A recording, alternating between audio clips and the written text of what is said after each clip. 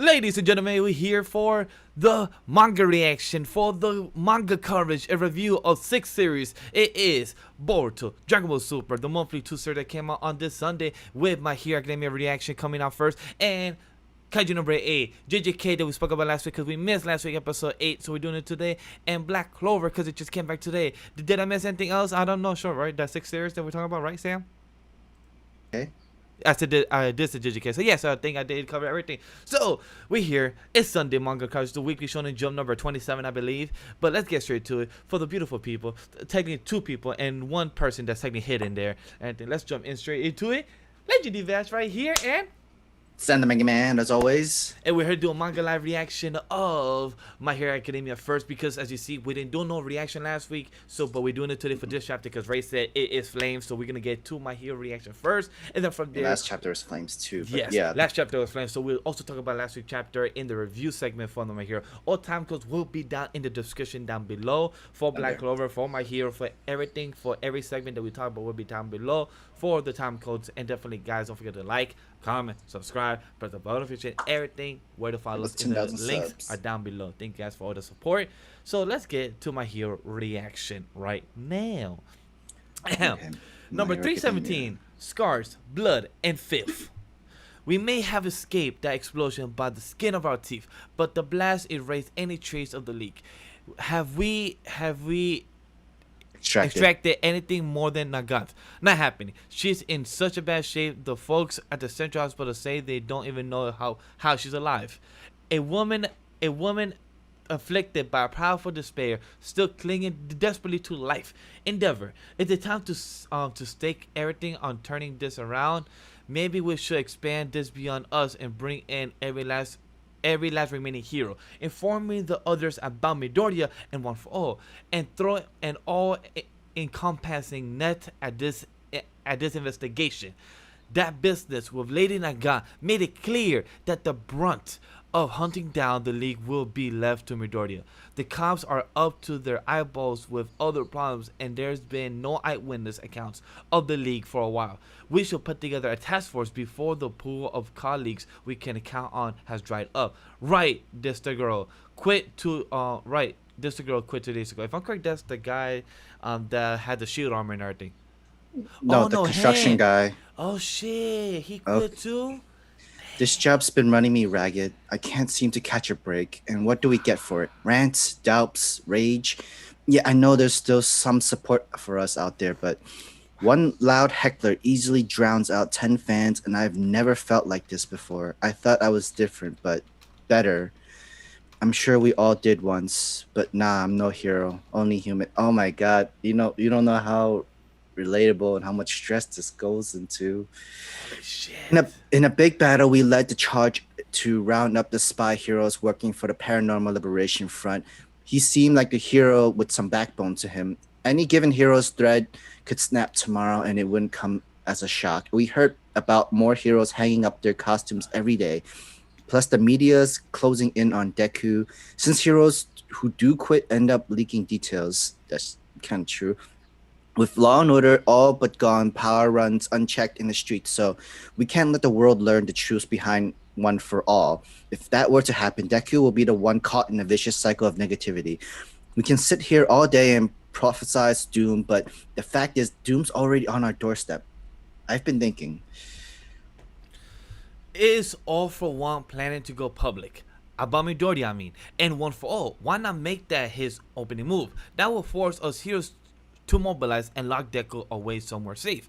So his silence tells us he doesn't want that. Still, unless Deku and the rest of us are out there taking action, we will never get any leads.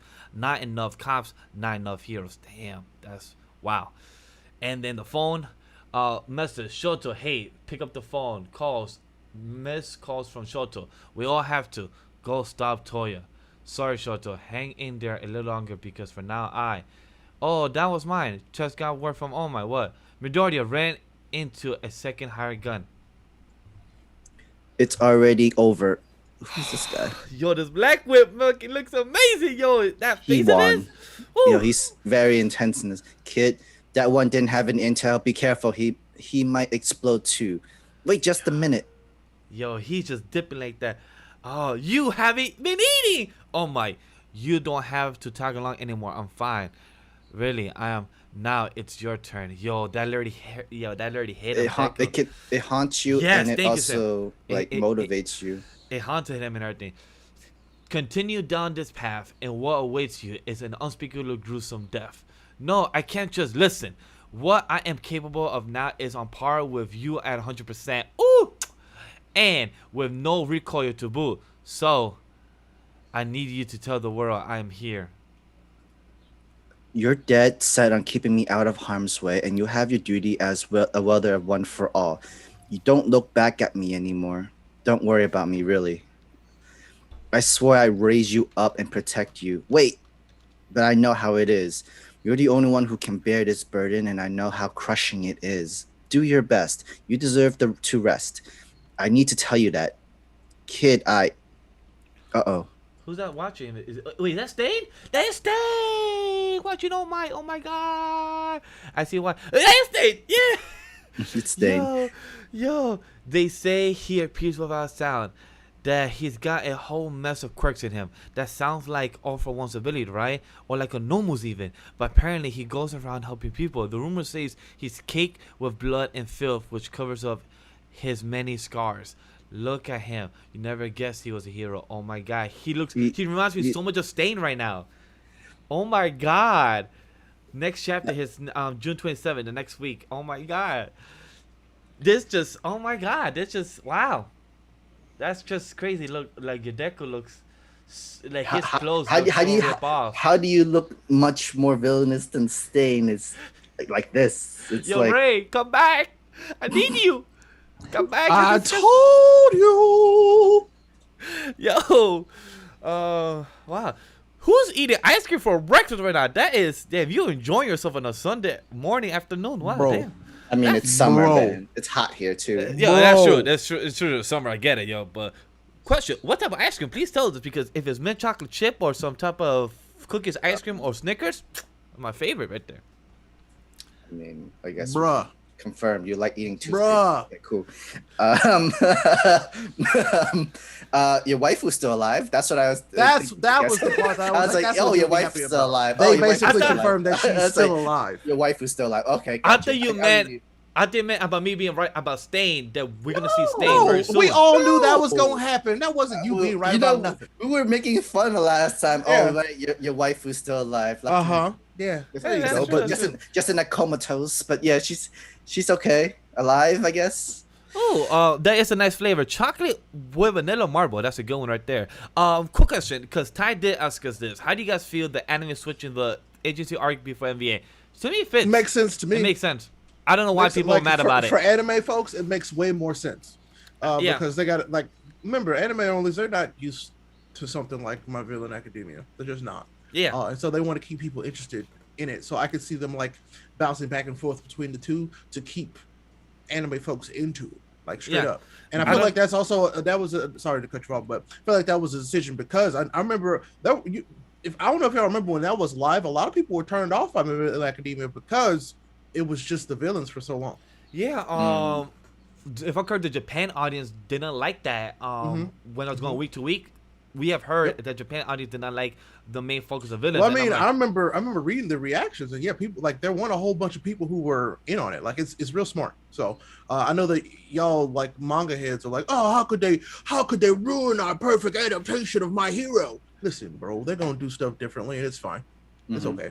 Yeah, for me, I'm fine with it. Like, they made a good decision, and a lot of people were mad at it online. I'm like, I don't give a fuck. This is a smart way, because right after this, My Villain Academia season 6 is when you can start the war. So it literally fits in the storyline, in the nice storyline perspective. So to me, it fits perfectly.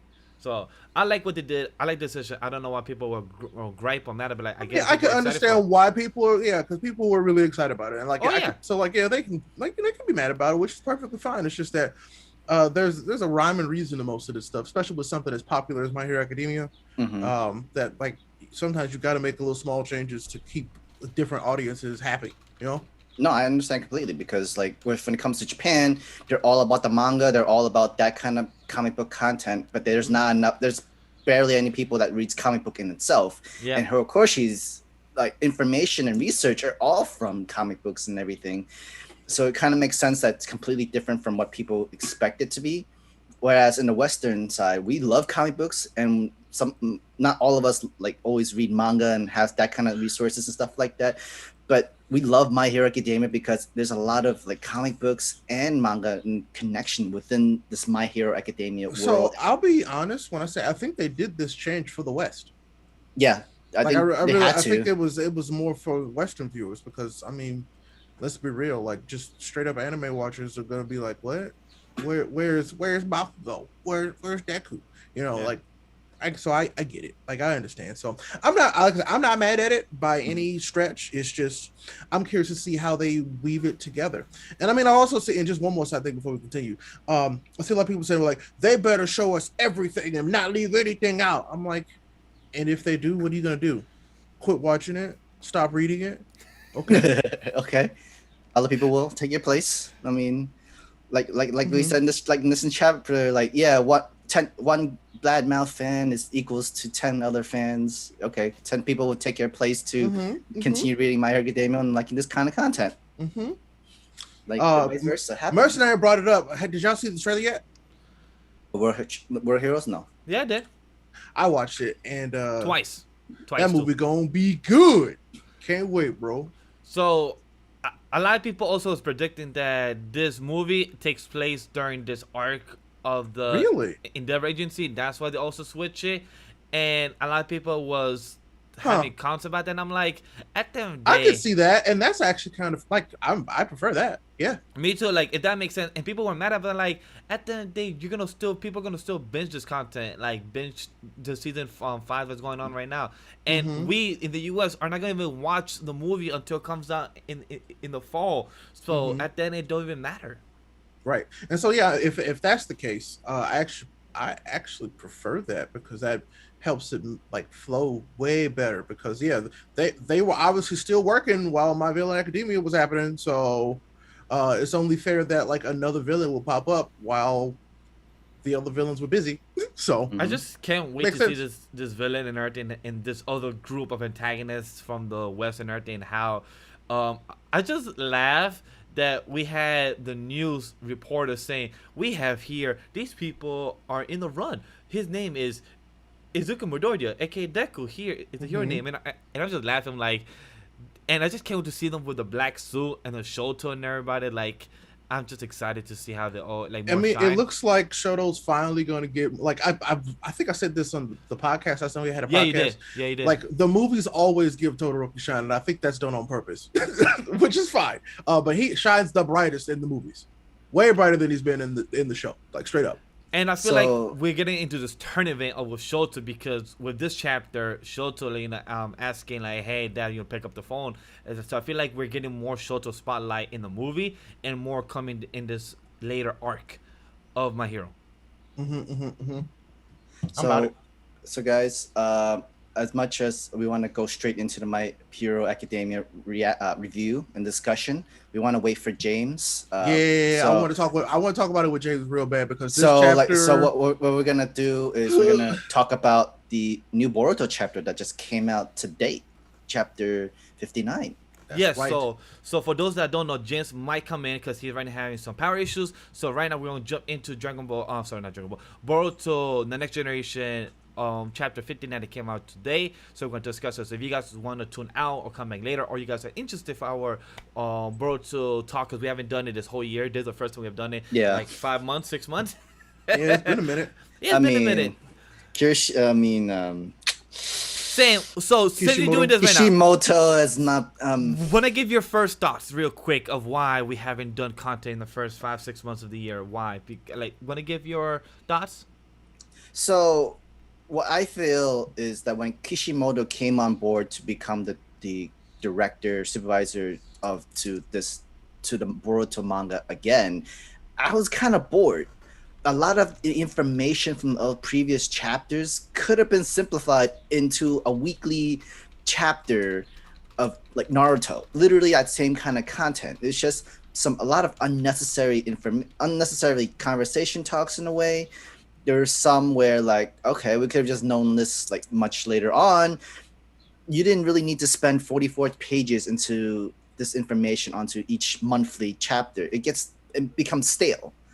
It's reading 44 pages per month of this same like over conversation. I get that you have to try to create a new different arc with the androids and everything, but it's literally reading Naruto chapter back in like the 2008 2005 kind of situation. And like at least when that weekly's time, like we get interested because new character gets introduced, we see their new powers, we see their what's coming up and how to put it all together. But then when you're trying to read a Naruto chapter monthly, it gets stale, it gets lagged, it's not too much information. But with this new chapter of chapter 59, at least it's coming up pretty well. This new arc that's putting together is actually it's getting interesting. That's what I feel. At least with the characters, the build up, why he wants Kawaki if he wants to have karma back in his power, the new information about the Ishiki, Amado's goal and plans. Okay, now you have some of my interest again, but it's finally like how much more information does Kishimoto need to give us before this arc really goes on and continues, that sort of thing. So that's what I feel like. I'm gonna use the words that Mr.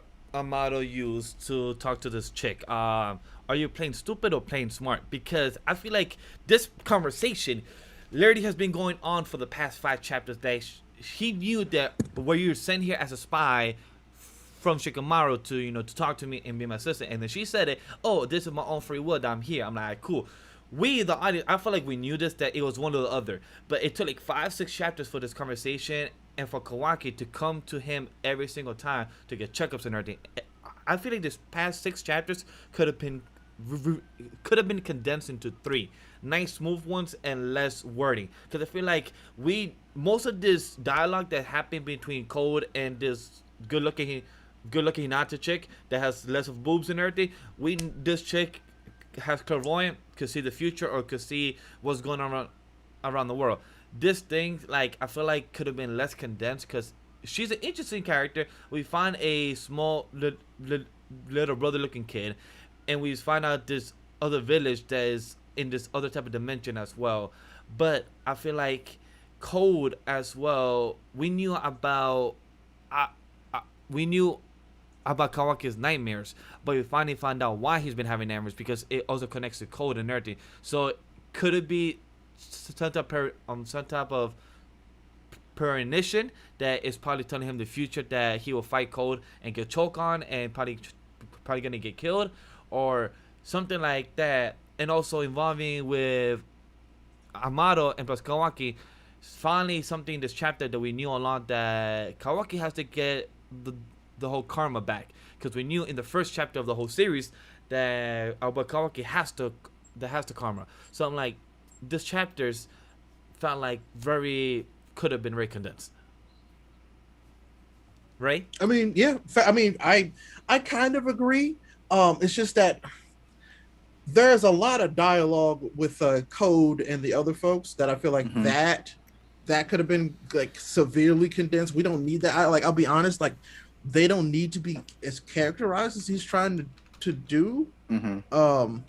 So I'm like, that part could have been condensed for sure. But everything else, like outside of that, like I wanted more of the stuff with Amato. Like that's what I want. Yes. Because we all know there's way more to him than meets the eye. Like that, he absolutely had an end-game plan, and most of it led up to this right now. It was his plan. It was his plan entirely of how to kill Shiki, Otsutsuki Shiki. Like literally, like let time run out, do whatever he can, just let time run out and let him expire on his own.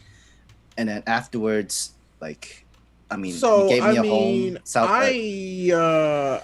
I'm not unconvinced that he is also an Otsutsuki. Who? You saying he might be? Yeah, Amato. So you think he is an Otsutsuki? Potentially. I will see that. I think he creates the Otsutsukis, maybe. Well, no, so like he found a way to make it, because like you've been working with people who have these godlike powers and can basically make themselves immortal. And you built a perfect vessel for one. and why you're not give it always to really yourself, concerned about right? it. Like, why not give it Right. to yourself? Like, Why not? Right? Why not make it and take it for yourself?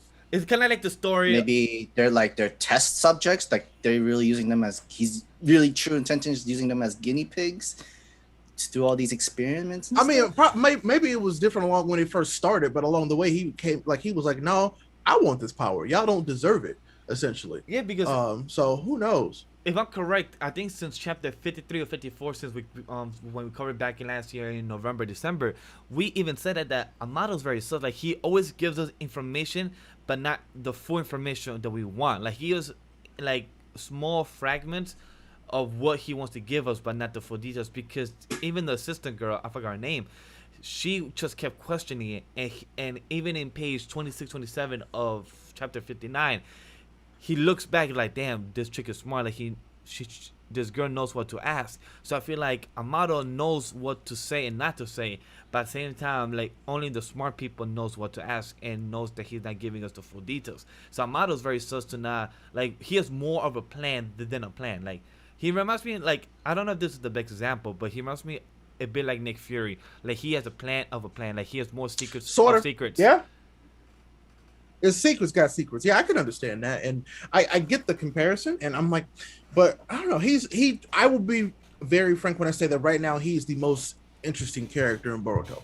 Yeah. Because we feel like we know a lot about him, but we know so little at the same time. Yeah. So it's like, well, I gotta see what's up with that, and basically what Kishimoto's been doing is just filling up that information space that we could have learned from Amado is from these androids.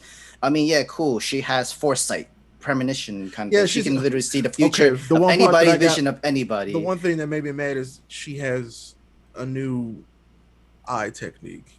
Yeah, they literally have to bring in like, oh no, my special another set of eyes, another set of special eyes, bro. The Senri-san, no, the Senri-san, like what? Yeah, it's called. It's what is it, the Senri-gan or something like that? Yeah, and I'm like Senri-gan, yeah. And I'm like, bitch, it's literally called. Oh no, my eyes is just one and only in existence. None other village. Oh no, we extincted the village that had this eye. He was so I took lazy. it for myself, kind of thing. He was so lazy with wording because it literally reminded me of the Sharingan and with the Renegade. I'm like, you literally put both words together, of the Renegade and the Sharingan together. I'm like, my man was so lazy to come up with a new word. Yes, my clairvoyant eyes will spot it. Okay, interesting. So I was like, okay, cool. She also confirmed that she's weak in like the sense of strength, which is makes sense. Makes sense. I felt like she only has simple taijutsu. I mean, essentially, it's like the Sharingan, except like on a spatial level. Like, well, she can see opponents' moves like literally through the future instead of like just seeing them do it before they do it. Yeah. I really wonder now. Like, okay, she can see, and she can see from anybody else that's not even in the room. Like literally so she's literally seeing the entire conversation that Kawaki has because she has this obsession for Kawaki. Right, and I'm like, is she paying attention to Amado or can she? You know, so. And she's able to charm anybody around her area too. Well, she can make anybody fall in love with her that's in front of her. That's not the Nototsuki. Yeah, and that's the reason why her obsession for Kawaki and now maybe with Boruto because of Momoshiki. But they also brought up another really important thing about Naruto, which is we as readers don't know how powerful he is now without Kurama, and neither do they. They don't know how strong he is. And so basically he says, man, if he fights Cole 1-on-1, he gonna die. Is essentially what he says. My hope is this, that we actually see something from the Uzumaki bloodline, like actually useful Uzumaki blood, because before we heard from his father and from his mom that the Uzumaki bloodline was a strong bloodline. So now my hope is not that, since he don't have no Nine Tails chakra, my hope to see is a not stronger side of him. But I mean, think about it. He still also learned a lot. No? Sage mode can. I feel like Sage mode can be just as strong with or on par with Nine Tail chakra, because Sage mode can pull chakra literally from the whole world. Yeah, which is So I'm like, there's still a chance he's hella powerful, but like they made sure to specify and say that 1-on-1 Code might beat them, but it's still like if Naruto and Sasuke still work together, they probably still have a pretty. It's not a good chance, but it's still a decent chance. But they I said maybe a downgrade 10% Naruto so chance. much. He lost the Sage of Six Pass because those balls are gone and everything, and now he has lost the Tails mode. He literally has lost 2 powers. If he loses Sage mode too, I'm like, you literally downgraded him to that's a pebble. what you gotta do. You gotta nerf characters that make other situations in your universe null. And so it's like, it sucks because, you know, they wrote themselves into this, but They did. it's also interesting that they have to take so much time to write themselves out of it. You know what I'm saying? So like, they're trying to fix their power scaling issue, but it's like, ugh, you got to do so much to one character that's not your main character to get there. And now, like, oh, I got to think of new powers and powers that I don't even want to use ever in this kind of story, but I have no choice but to bring it. I mean, I foresee them using a lot more of the ninja tools to kind of balance and compensate. But I feel like, so that means androids 10-10? considered ninja tools though. So I was also gonna. I mean, so that means 10-10 could also be useful for once. 10-10 was more useful than most people think, but yeah. I mean, like, are you talking about like those magic items and weapons? It's gonna be Yeah, I feel like they should at least use more and incorporate more of these weapons more. But then I guess they feel like advanced technology is much better than like magical weapons kind of thing. I mean, and in a way, they had already been working on that for Naruto. You know what I'm saying? So like, he'd already had a hand that basically works just like the Karma. So I want to see how they adapt that now to, like, maybe it has more functions. So we'll see. Maybe he's like Nero from Devil May Cry 5 now. He's got different hands that do different things.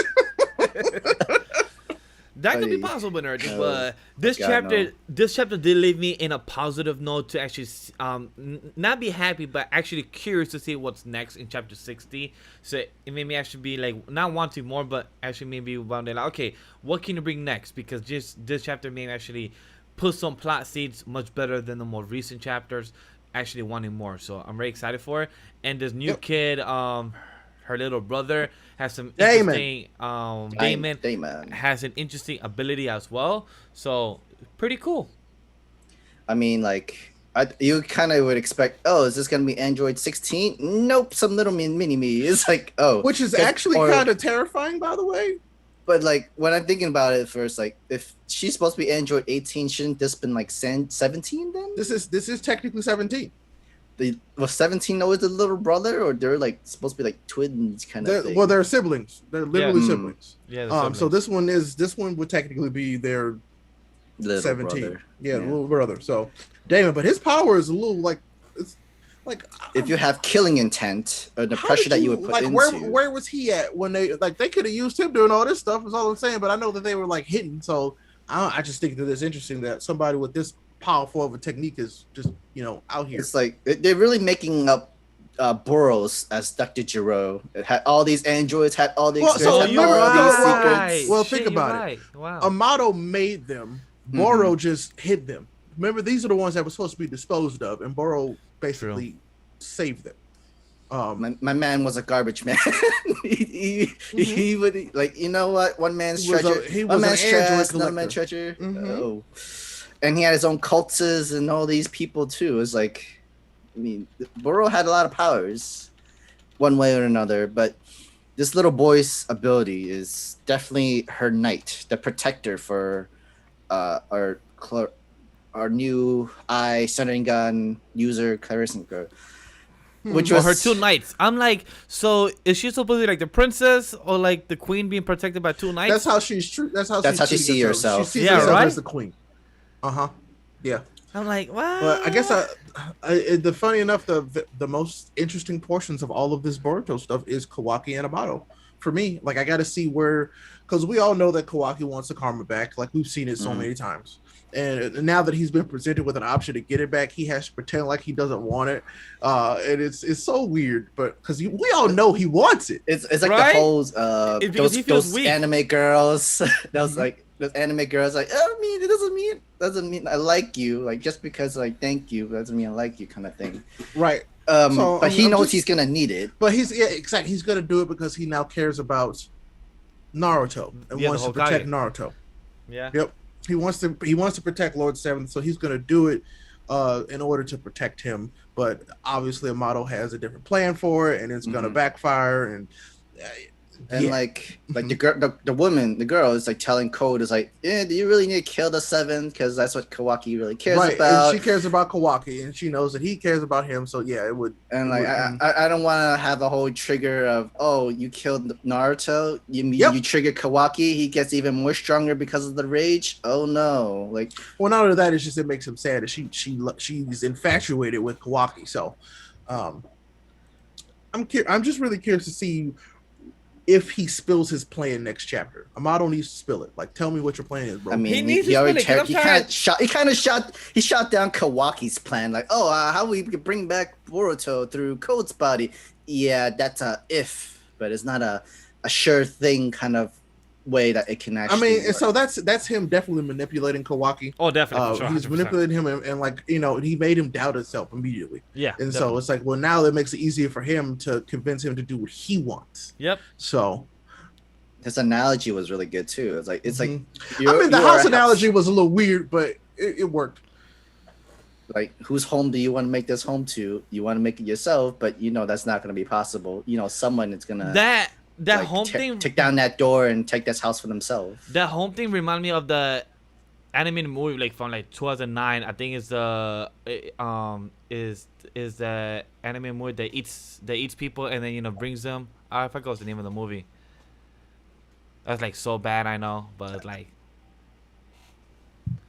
I think it's called Monster House. No. I think it's called Monster House or something like that. No. Maybe. Maybe. I mean, that's the only movie I know that like a house eating people. Yeah, that's Monster House. Yeah, probably is Monster. Yeah. Potentially. Yeah, potentially. Yeah. But no, I like this chapter. This chapter was it was better than most of the other ones have been, like the last three, I guess. So now it just because let's be real, we haven't really got a whole lot of action recently. So there's got to be some more. We're gonna do a kind of a debrief with Amado and his plan, and then we're gonna go into some action. Probably. I just want next chapter. Here in the next chapter. I just want next chapter to be a full center like, there was of a Amado little bit action and from understanding this, of him, like who he is, what's his story, and like what is his reasoning to do all this. Because I'm tired of the dot. What's his end game, bro? Yeah, right. Like I'm tired of him looking. Learned... Like I need information, my guy. That's what I want. I mean, like, if the assistant at least stayed silent, we would have learned. The audience would have learned more. Like, I mean, he basically said that. Like, that's literally what he said. So I'm like, okay. Well, obviously he's plotting something, but what is it? You know? I mean, I don't have to tell you. You're my assistant, whatever because technically she said herself, I want to be your assistant from my own free will. I want to know what's going on because I care about Kawaki and Boruto. Yeah, very true. So I mean, I was gonna ask, any last thoughts for Boruto chapter 59? I mean, if chapter 60 better be good. I mean, yeah, 60 is a milestone right there. That's very true. I feel like they need to at least get close to each other or something, because we know like the villain side, they can't get close to them because it's a 24/7 watch, because the other 5 villages are after Code, because like Amado, Naruto told everybody like keep an eye on this Code fella, and he's suspicious in fighting stuff. But I feel Code could just easily take them down if he wanted to.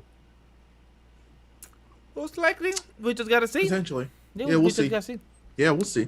Alright, so that's the wrap of our chapter 59 of Boruto the Naruto Next Generation. Next on, we're just going to briefly talk about this JJK chapters 152, because chapter 152 dropped last week, but we didn't have the chance to talk about it. So this came to the conclusion of the preparation arc. I think that's what it was called.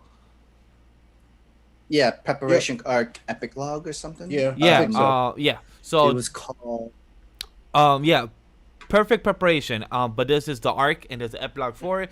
And for those that don't know, our boy Gadget is taking a break. Probably 4 weeks is what people said, but it might be more. So who knows? So don't question him. Let him take a break what's needed. These mangakas work many hours and do not take much break. So let him take a break where is needed. And also, this will be my first official time talking about JJK on the Anime Lady channel overall, on the Shonen podcast and aka the Anime podcast. So I'm happy. I read the last 2 chapters today, actually, because I did not read chapter 151, 152. And yeah, that's right. We don't hear your thoughts of the entire JJK. Go. This is your opportunity to tell us So, what have your entire thoughts of JJK so far since you didn't make it to the podcast last? The one that you set up. Yeah, the one I set up, but I didn't know I was taking the producers and the production Spicy, people yeah, right? Right? No, Spicy. I was cut up that time to 150. I just didn't read 150, 152. Sure, bro. But I didn't get hit there. But Sam, I'm not gonna give my full thoughts on the Shibuya and everything, but I'm gonna just say I really love this series. It's great. The storytelling, the foreshadowingness is amazing. The art is fantastic for what it is, but more than everything, I love the power scaling, the power system that we have for curse energy, curse techniques, and everything. And like I love what Megumi, Choso, these characters are doing right now for the culling games and everything, and like this relationship that we learned about Geto and Gojo and everything, like that was a brother relationship, and I understand why he came back. Like I really want to give props to what JD Legend said during that show, like why Geto changed his mind for who he became. It's understandable because he felt like this world is not how it's supposed to be, and he wanted to change it himself. So I totally understand his change of mind and what he decided to do. And when they kill him and everything, and he got taken over by, I forgot what the name of the creature is, but what they're doing now to the whole world of Japan, YSL, but what happened to Maki and plus the whole Zenin clan, it was supposed to happen because they treated Maki, they treated Mai, and they treated Megumi like chopped liver, because even most of them were scared of our boy Toji. And I love how Nabuto, I think was his name, said that I've only felt this fear once, and that was against Toji. And he was like, Mikey ain't like this. Mikey, I'm not supposed to be scared of Mikey. I'm like, bitch, yes you were. Yes, you're supposed to be scared of Mikey because Mikey gave you the hands, and I love it. I'm curious to know how the JJK headquarters and the Gojo clan and the other clan are going to make the final decision, because they kind of agreed to have the Zenin clan outcast. So I'm curious to know what their final decision is going to be. How do you guys feel about that? Well, that clan don't exist no more. Yeah, exactly. So, can I start this, Ray? Go for it, man.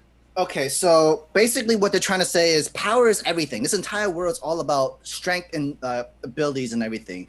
The reason why Zenin clan existed in the top class is because Toji let it happen. Yeah. Because Toji could have destroyed this entire clan as if nothing, but he hates it, and he hates it. He just wanted to like give it a bad name of everything that comes into from that Zenin clan. That's why he adopted the name of Fushiguro from his wife's surname, because he hates the Zenin clan. Everything about it, he detests it. And he was so glad that his son at least is like, oh, you also inherit Fushiguro? Perfect. You could say that, because Zenin is not going to exist anymore later on. Exactly. I feel like he knew about that. Like, yeah, the Zenin had all these weapons, had these special abilities and powers and make them known unique, but they were nothing compared to like what Toji was. I mean, it felt like with everybody else too, when it comes to Gojo and his clan, Gojo was the only member of his own clan. But once Gojo's gone, I guess all the other families of the Gojo family comes in, and then I guess they try to take power. Because everybody's all about taking positions, taking power, taking hierarchy. Its entire world is all about power. Whoever has the most power gets the whole class, social standing. And if you don't have power, the weak can either keep you alive as a pet, or they just kill you, wipe you off, and just be the only lone man standing of this entire clan and everything. Yeah, I feel you. So with this, I really feel like it's with the clans, it doesn't really matter anymore. Mm-hmm. And that's because, think about it. So every clan that inherited the eyes that Gojo had became the number one clan. Yes. Yeah. And because like Sam said, it's all about power. Mm-hmm. This clan remained powerful because of the amount of money and the amount of like weapon tools and people they had. Yeah. And not only that, it was just with most of them now dead. I think that clan is finished because Megumi is not going to take that name. He's not as any. He never wanted. He never wanted versus, and they were trying to. But they wanted him to be the top leader clan. Since they said that Maki can't take it, she's just going to make a new clan. essentially is what's going to happen if that's my how hope. things shake out at the end of this.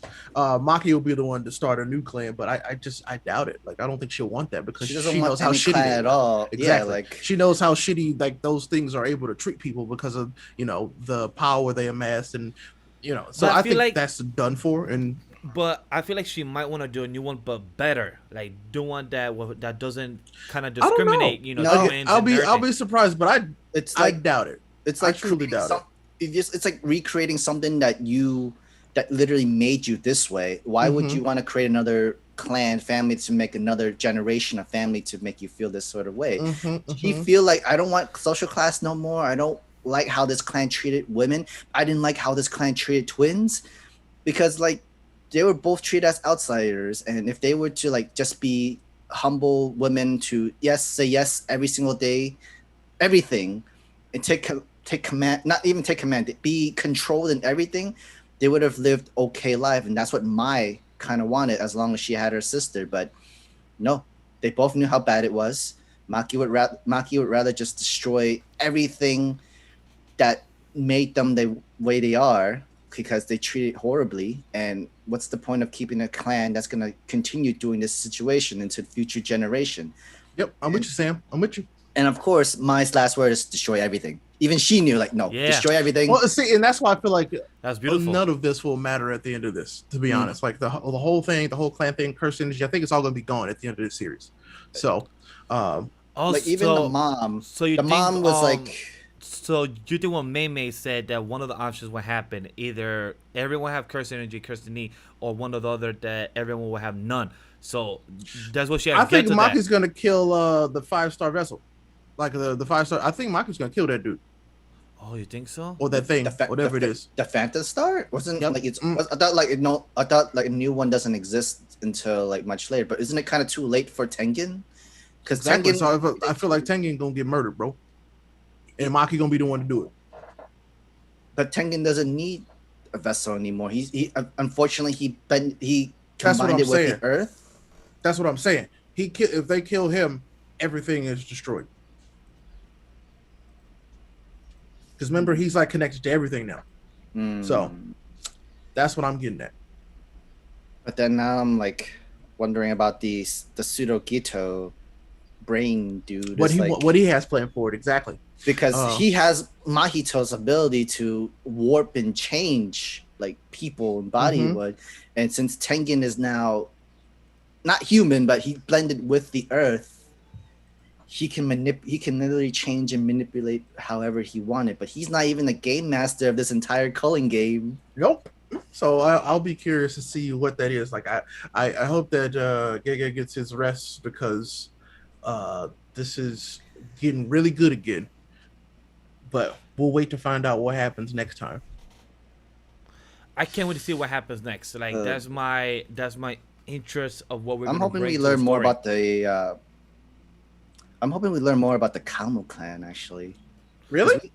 Oh, the 'Cause, like, blood. we haven't learned the so blood much clan. about them up there. Oh yeah. Okay. Yeah. Yeah. Because like we already know the most evil of evil and sorcerer from But, Tsugito, but I gotta bounce. I'll let you know when I'm back in. All right. All right, copy. All right. All right. I'll be back. Y'all keep going. Copy. cool. But yeah, we could keep talking about JJK. Yeah, and chat if you guys have any And questions. do you have any more thoughts? Yeah, I was gonna tell chat if you have any questions about JK or you guys want to hear, since right now it's just us two right now, so go ahead and ask. But yo, I'm curious to know if Choso was ever part of the clan, since he's an old since he has No, he was a painting. He was a curse paint. The curse that painting thing. yeah, but I'm like Like like he was the oldest brother of the other 9, 12. yeah, 9, no, it's Sorry, 10 in total. 9? Yeah, it's 10 in total. So, but I'm curious to know that if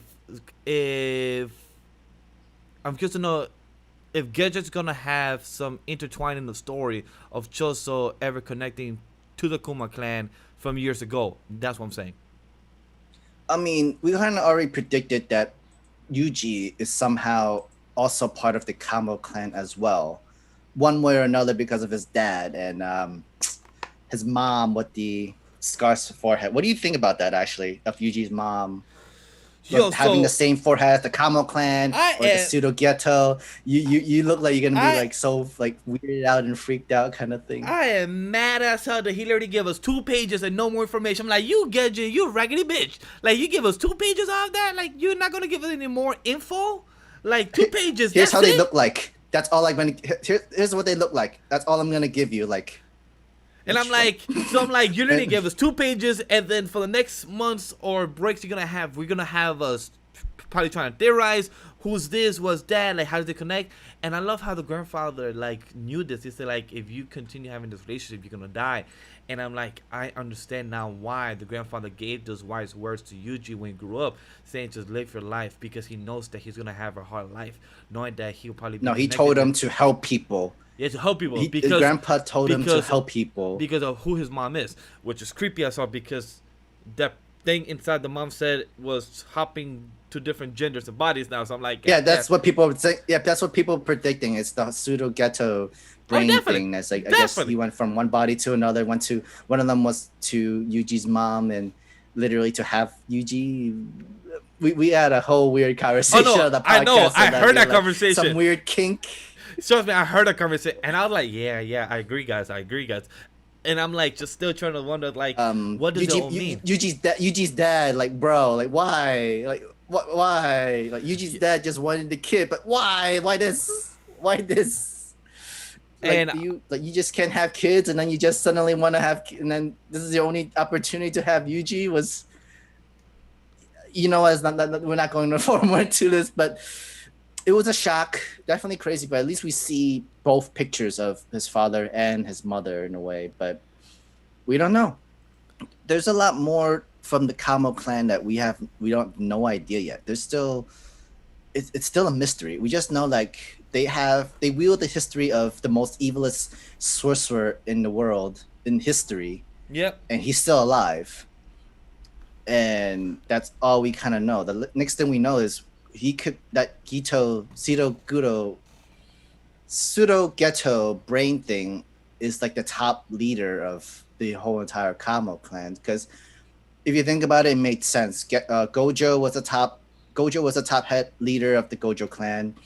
Toji would have been the top hero clan of the Zenin clan, the pseudo ghetto would have been the top clan of the Kamo clan.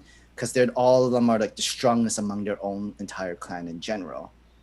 It is interesting to see more of that, because what you said as well much earlier, Sam, that the Gojo clan. When we saw the Gojo flashback with Geto, and we saw when Gojo got sealed, they said that the Gojo clan agreed to this and everything, but we don't know who the fuck is in the Gojo clan. We don't know nothing. We have never met nobody else of the Gojo clan. So I'm like, who are they? And they were hiding. The only thing we know is that the ancestor, the first Gojo Zenin clan, the only way that they killed someone like the Gojo we know now having both eyes was because of the Zenin clan. It's because of Mogumi's power. Strong enough to be able to kill it. Yeah, and that was Mogumi's powers. That was we're trying not to bring Ten Shadow, something like that. It was called the summon, that ritual summon of one of the guardians. That was just one of them out of the many of this clan can summon into. Yo, reading that in my bench was fucking amazing. I'm like, yo, Sakura, he's getting a Rick, but he was just having fun at the same time. I'm like, damn, like, that was so dope as well. He just wanted to fight, bro. He's like, oh wait, he can give me more challenges. He can give me more fights. This is the sort. So I present you this challenge today. Help destroy the Gojo. So like, I present you this challenge today. I remember that was amazing. I remember you had a question, like you're wondering, like how did that work, like of Megumi still being alive and having a third party out with Sukuna? Now I get it and everything, but I do wanna answer Zaid answer in there, because he asks, what is top five characters since your top 5? Yeah, since I told it in the group chat. I don't think I told it publicly. So my top 5 is Todo, Gojo, Megumi, Yuta, and Toji. Those are my top 5. If you want to know my other last 5 for top 10 is Maki, Yuji, Nanami, Mahito, and Geto. Those are my top 10. So those are my top 10 of JJK characters. If anything, I'll just put it right there in the comment section as well. But those are my top 10. Sam, what do you want to put your top 5? Just to repeat it. I mean, I don't fully remember what I had, but I know like it's on the podcast for sure where everybody else is. You guys, if you want to tune in to all our recap and all our talk, we had JD Legend on there, we had Spicy in the gang, we had Abe in the show. We did not have Miguel on there. I was supposed to be there, but I was not on there. But I can promise you there was no pancakes and cheese, so. But I was already on there, so that's what the guys, make fun of me and everything about that. But definitely, Aoi Mogumi was definitely I understand. He was in my top 5 too, actually. I will understand if Mogumi is in top 1 for anybody. It's totally understandable. That character is so good. That character has a lot of emotions and everything. And I'm also curious to know how would this involve his sister as well. So I'm curious to know what's gonna happen to his sister. So I'm curious to know how is that gonna be interested within the next couple of arcs. So basically, what's pretty much was the pseudo ghetto. What he's been doing this entire 150 years was making experiments and something like the curse painting, something like with Yuji, something with like all the other experiments. All of it was just for this culling game. What I'm thinking, he was like the mastermind of cursing everybody, including Megumi's sister, and all the other people that's been cursed and stuff as well. But like we do have like simple hints and examples of every other cursed spirits that's still living, that literally took possession of people right now. One of them was called Angel, and the gang needs him or her to help break out Gojo from the curse box. That's remember when Tengen said there's 3 ways to ways to break Gojo out of the box? What I was gonna say is gonna be interesting to know of how Angel's gonna do this and how Gojo's gonna be as a character, because you guys said it on the podcast that is Gojo at a disadvantage or advantage? Is he losing time or gaining time there? So I'm really curious to know that. No time. I don't think no time is moving during that space. Yeah, like I agree. Like I feel like he's in a advantage there. I feel like he's in an advantage inside the sealed, because I feel like he's probably trying to come up with a plan. I feel like he's actually trying to think of a skill to do against these people, because I feel like when he comes out, he's gonna be hella mad and hella chaos is gonna happen. Time stops within this box, meaning he has no thought, no nothing. Everything within this time is all stopped and paused. Wait, but that, I feel like he's thinking there too, so that's why I feel like he's planning. Everything freezes within this box of cage. That's what I'm trying to get. It's like if everything's frozen inside this box, meaning no time passes, you can't think. Everything is frozen. You can't think of a way out from the inside.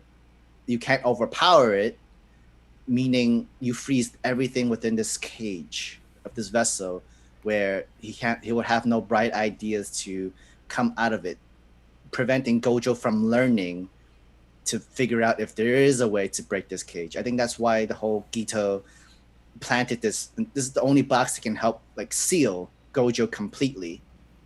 He had to think this through. He can't give him the time. He knows he has all this unlimited power, but he can't give him the time to think, and he can't give him the time to break out of this cage, knowing that he could have prevented all of this. And that's why Gojo was like, you know what? It's okay. The other guys, my students will know what to do. They got this. They got this. Knowing full well, we don't know if they really got this. If he's either Gojo's gonna be stuck in this world, in this box forever for the 1,000 years. Cause I thought that time was gonna be moving within this box, making Gojo wait 1,000 years, make him old, crippled, and dead. No, time had to be completely stopped. There can never be a next generation of this Gojo character in the future. They can't let the 2 eyes literally be inherited by another generation of another 600 years. No, we gotta keep him trapped. Can't let time go on. We can't let his children's to possess the same power that he have, or else this world is screwed and the balance of power is not gonna be in our advantage. It's gonna be interesting of how the culling games, like you said just now, with Tengen and with Gojo, how's everything gonna lead up to, because I really have no predictions of how everything's gonna be evolving with humanity and with Japan and everything, because it's hard to say who's gonna be the sacrifice as well. Because I really don't want it to be Yuta, because I want Yuta to live. I love this man. I love this character, and I mean, I can't wait to see the more I think type of that's dynamic for this relationship with Yuta and Yuji as well. I feel like yes, Yuta might be the person to die, but at the same time, Gigi is also introducing us new characters from the contestants of the culling game. Because remember, the comedian guy that says like that he's trying to be successful as a comedian, and another guy's like, there's two people that gets the fame successful: people who are funny and people who think they are funny. Oh my and God, that's what makes other people think that they are funny. That's what helped them bring up to stardom, which is very true. But remember when it says like, what are you? Are you the 50% where you saying you are funny, or are you the 50% where you think you are funny? Like, I'm 70-30, and guess who's the 70-30 with this entire power? Them. Nanami. Remember 7-3? Oh shit! Wow. It's Nanami's like curse and power. Well, his abilities goes into him. That's what I figured out. I was like 70-30. Oh snap! Oh shit! Literally I didn't realize that. Holy fuck! Literally means 7-3. Holy fuck! I didn't realize that when I was reading that. Holy shit! Yeah, Damn. it's like that's Nanami's power. Holy damn! Wow. Yeah. Shit. Yeah, that's what I wow. was trying to bring up in the chat. Like, bro, this comedian guy, he has similar powers to Nanami. 7-3, meaning he will be important. He'll probably be a new person to participate in the culling game and the whole curse technique and sorcerer's ability. Yeah, because But now I feel like they would try to protect him because he's like he has a power like that. Because how I was also wondering who has now Toto's power, his Boogie, like who has his power now, because who has his curse technique now, because he remember Toto's not dead. He's not dead.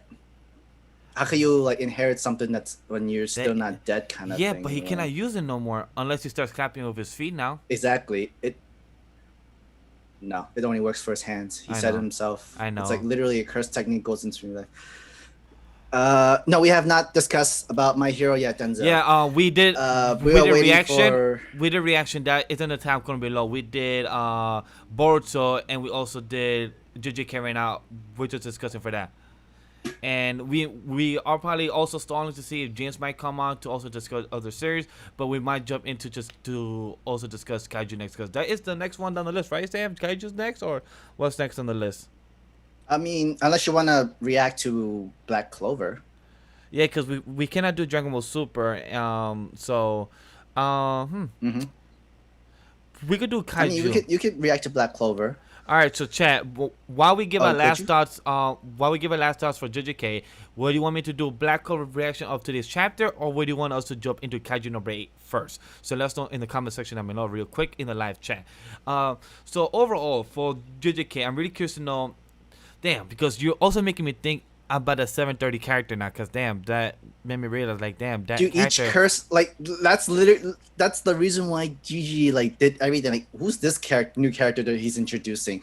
Like, I mean, we don't know them yet, but you know that power is very similar to our dear friend Nanami, which makes me a whole thing like, so when you die, does that mean your curse technique goes into a different person? Yeah, that we do know, because we heard it that when the Gojo family and other people, their powers, and plus Megumi, they goes to, you know, when somebody else goes to somebody else. So we knew that, and also. But that's through bloodline though. This is literally is Nanami related to this weird comedian thing that wants to be successful though? That we don't know yet. We have no idea yet. Fuck, you got me thinking now. Damn, like got me wondering, like. Right, like. And plus that chapter was like 8 or 6 chapters ago, so not even that far, because that was literally that reason.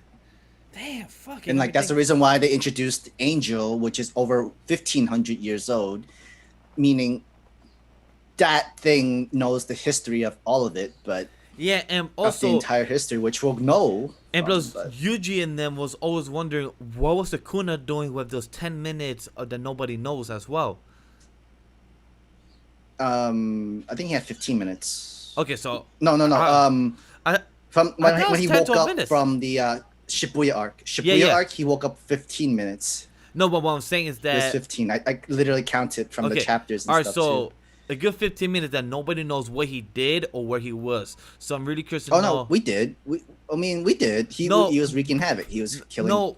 Jogo. No, Sam. What I'm talking about is that remember in the conversation with Tengen or I forgot who it was, Yuji was speaking to Yuta or Megumi, and Yuji said that I don't know what was Sukuna doing in a moment of time when he disappeared. So there's a moment during Shibuya arc that he did something, but nobody knows what he was doing.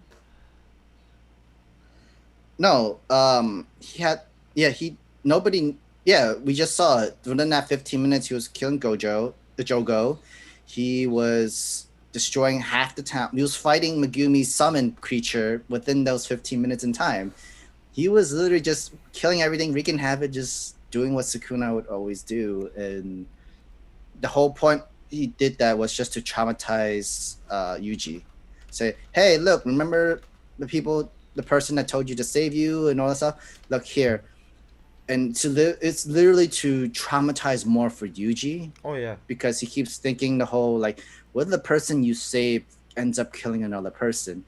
And then now it becomes, what if the person the person who just saved me, I killed thousands of people, and it's not my fault. But you don't blame yourself. You have to blame yourself because you're the person that decided to eat the fingers. You're the one that decided to not want to die. You're the one that tried to save people because of your grandfather's simple, petty remark of save people. Literally just help people. And that's what Mahito was bringing up. Like, me and you are the polar opposites. I'm your full reflections of what you feel about curse techniques. I don't care, and how I feel about people. I can kill people anytime like that, with the snap of my fingers without any remorse. The same way you would kill curse spirits and everything, like with a snap of the finger without any remorse. And the whole everything of abilities and powers and fighting. Literally, Mahito brought out the point where, like, the reason why you're fighting is because your grandfather told you to just help people. What kind of motivation is that? Like, it's just too simple. Too resistant. Like, nothing that's this simple is what would lead you to this entire position, and yet it did, and it birthed me. And now, because you want to help people, I just want to kill people. I just want to exterminate everything. That's true. Just because of your simple remark and everything. And that's what tear down Yuji. Is the opposite belief of what he believes in, and it's Ray said it. Is the part of what you said during the podcast is what Mahito said, and even what Maki said to Mai, or Mai said to Maki that you are me and you are me and I am you. So like that is fucking beautiful. Like I love how Genji continues using the line and it works. It's so beautiful. I mean, he did that a lot with Maki Mai, Yuji Mahito. He also did that with Gojo and Choji. Technically, both of them were like the most similar, but also complete opposite sides, if you think about it. Yeah. But Sam, are you good with JJK? I am good. All right, so can you add the time code for Black Clover in the description while I start reading? All right, so Black Clover chapter 296. I am going to hide. Well, you don't have to really hide. You can just show your face there since I didn't really do that. So you can just chill there, just interact with me, add some reactions. If you're going to be like, oh my God, because there's going to be probably a quick read. Black Clover chapter 296, the Sacred Valkyrie, this chill. Blood magic, herd of red beast, about to say breast, and we have our girl Noelle moving in through the mana, going straight through and taking on these beasts, not breast. The red beasts have been destroyed. Both her appearance and her strengths are completely unlike what they were in the Heart Kingdom. Very, very good. I've been waiting for this stuff. Charlotte, even if your blue rose is weakened, that cursed warding magic, Noelle is incredible. We can't take our time here though. No. Finish this within 1 minute. No, I'll end this in 30 seconds. Ooh, cocky. All right, cool. And Noelle goes up there in the Valkyrie form, goes up and take her down in a smooth Way. Good, that's great. Okay, I remember she called it dancing through the mana or something like that back in the, I think in the Elf arc. Fantastic, Noel. And the Bianca looking all dumb and crazy and screaming. This is like the shivers I got that other time. Hang on, how long ago was that? I'm pretty sure I just became Magicula's host. I want to try out the devil's power and go completely wild. There was this woman who was rumored to be the strongest anywhere. I heard she gone somewhere secluded to rest. So I sneak out of the Space Kingdom and went over to have some fun. Oh my god, are we about to see her mother? Oh my god, damn, her mother got some big boobs. Wow. Damn. They're gigantic. Both you and this devil power are completely fantastic. Entertain me more. Acer, here I come. Wow, Bianca OD young and learning the devil's magic. No, Nazo. Jeez, you're noisy. Don't interrupt. Oh my god. This is Nazo with Noel. Maybe I should kill you first. Are these your kids, Acer? Why did you have them?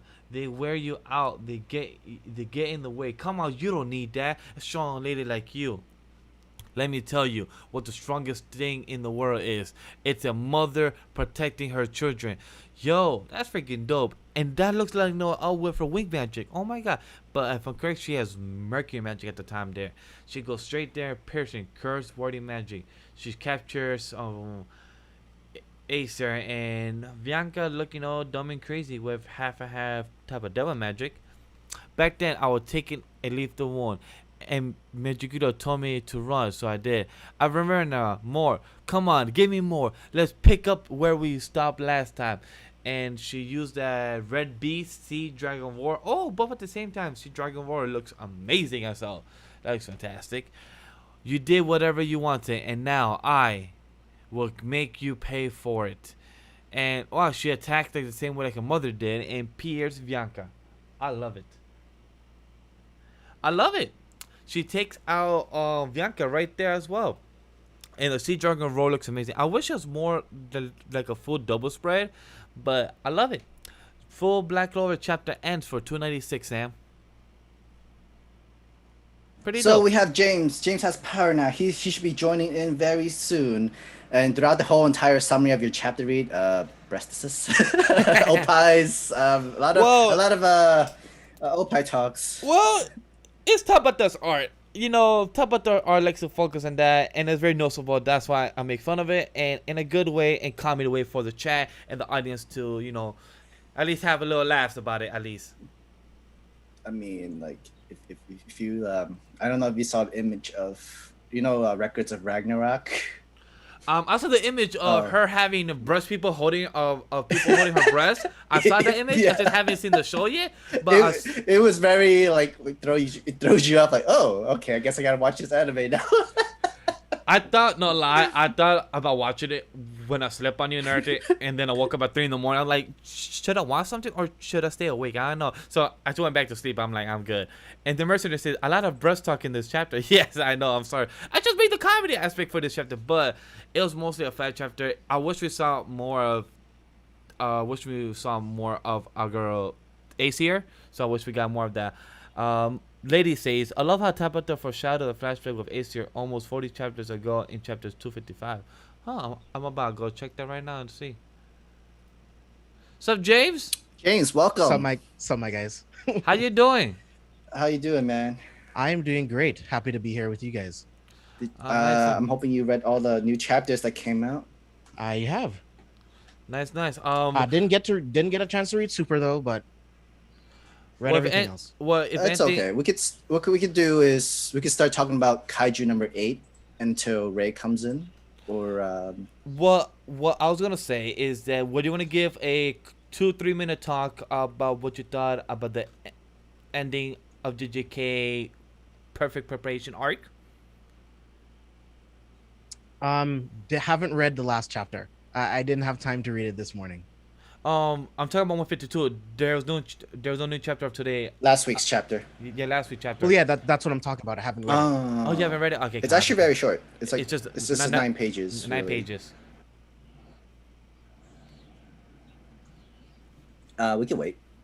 If I you mean, want to read it right here, right now on stream? Yeah, why not? Read it right now like live. Ray was watching us read My Hero. I just sat here watching Miguel read Black Clover. Why not? I say right It'll now. be the first time we actually see James reacting to mean, JJK. That's not what I do though. I'm bad at it. That's why I don't do it. We don't judge here. Our fans it's like to cool. see it. No judge. Maybe next time. I'm not prepared. I mean, like, okay. We could talk real quick before we go into Kaiju number 8. We could read the new chapter if you want. Sure. Okay, so Kaiju number 8, new chapter was good. Well, I felt like it was good, but there was so many people wanted more from it. They didn't like. It was an okay chapter for them, but they wanted more, and I get it. I was one of those people. But I think it was enough. I feel like it was. We just know like the next chapter is gonna end this arc, or whatever episode. They're going by episode, so technically, they'll finish this episode by. Not this. I feel like the next week's chapter for Kaiju number 8. So they got the 3 weeks, and then break.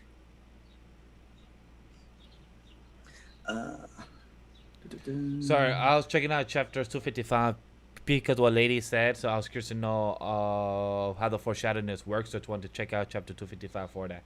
But for Kaiju number 8, Kaiju number 8, I like the chapter. I felt like how James and Ray felt. I felt like it was more like some type of blue balls. Like it teases, but I thought they were gonna wrap it around this chapter.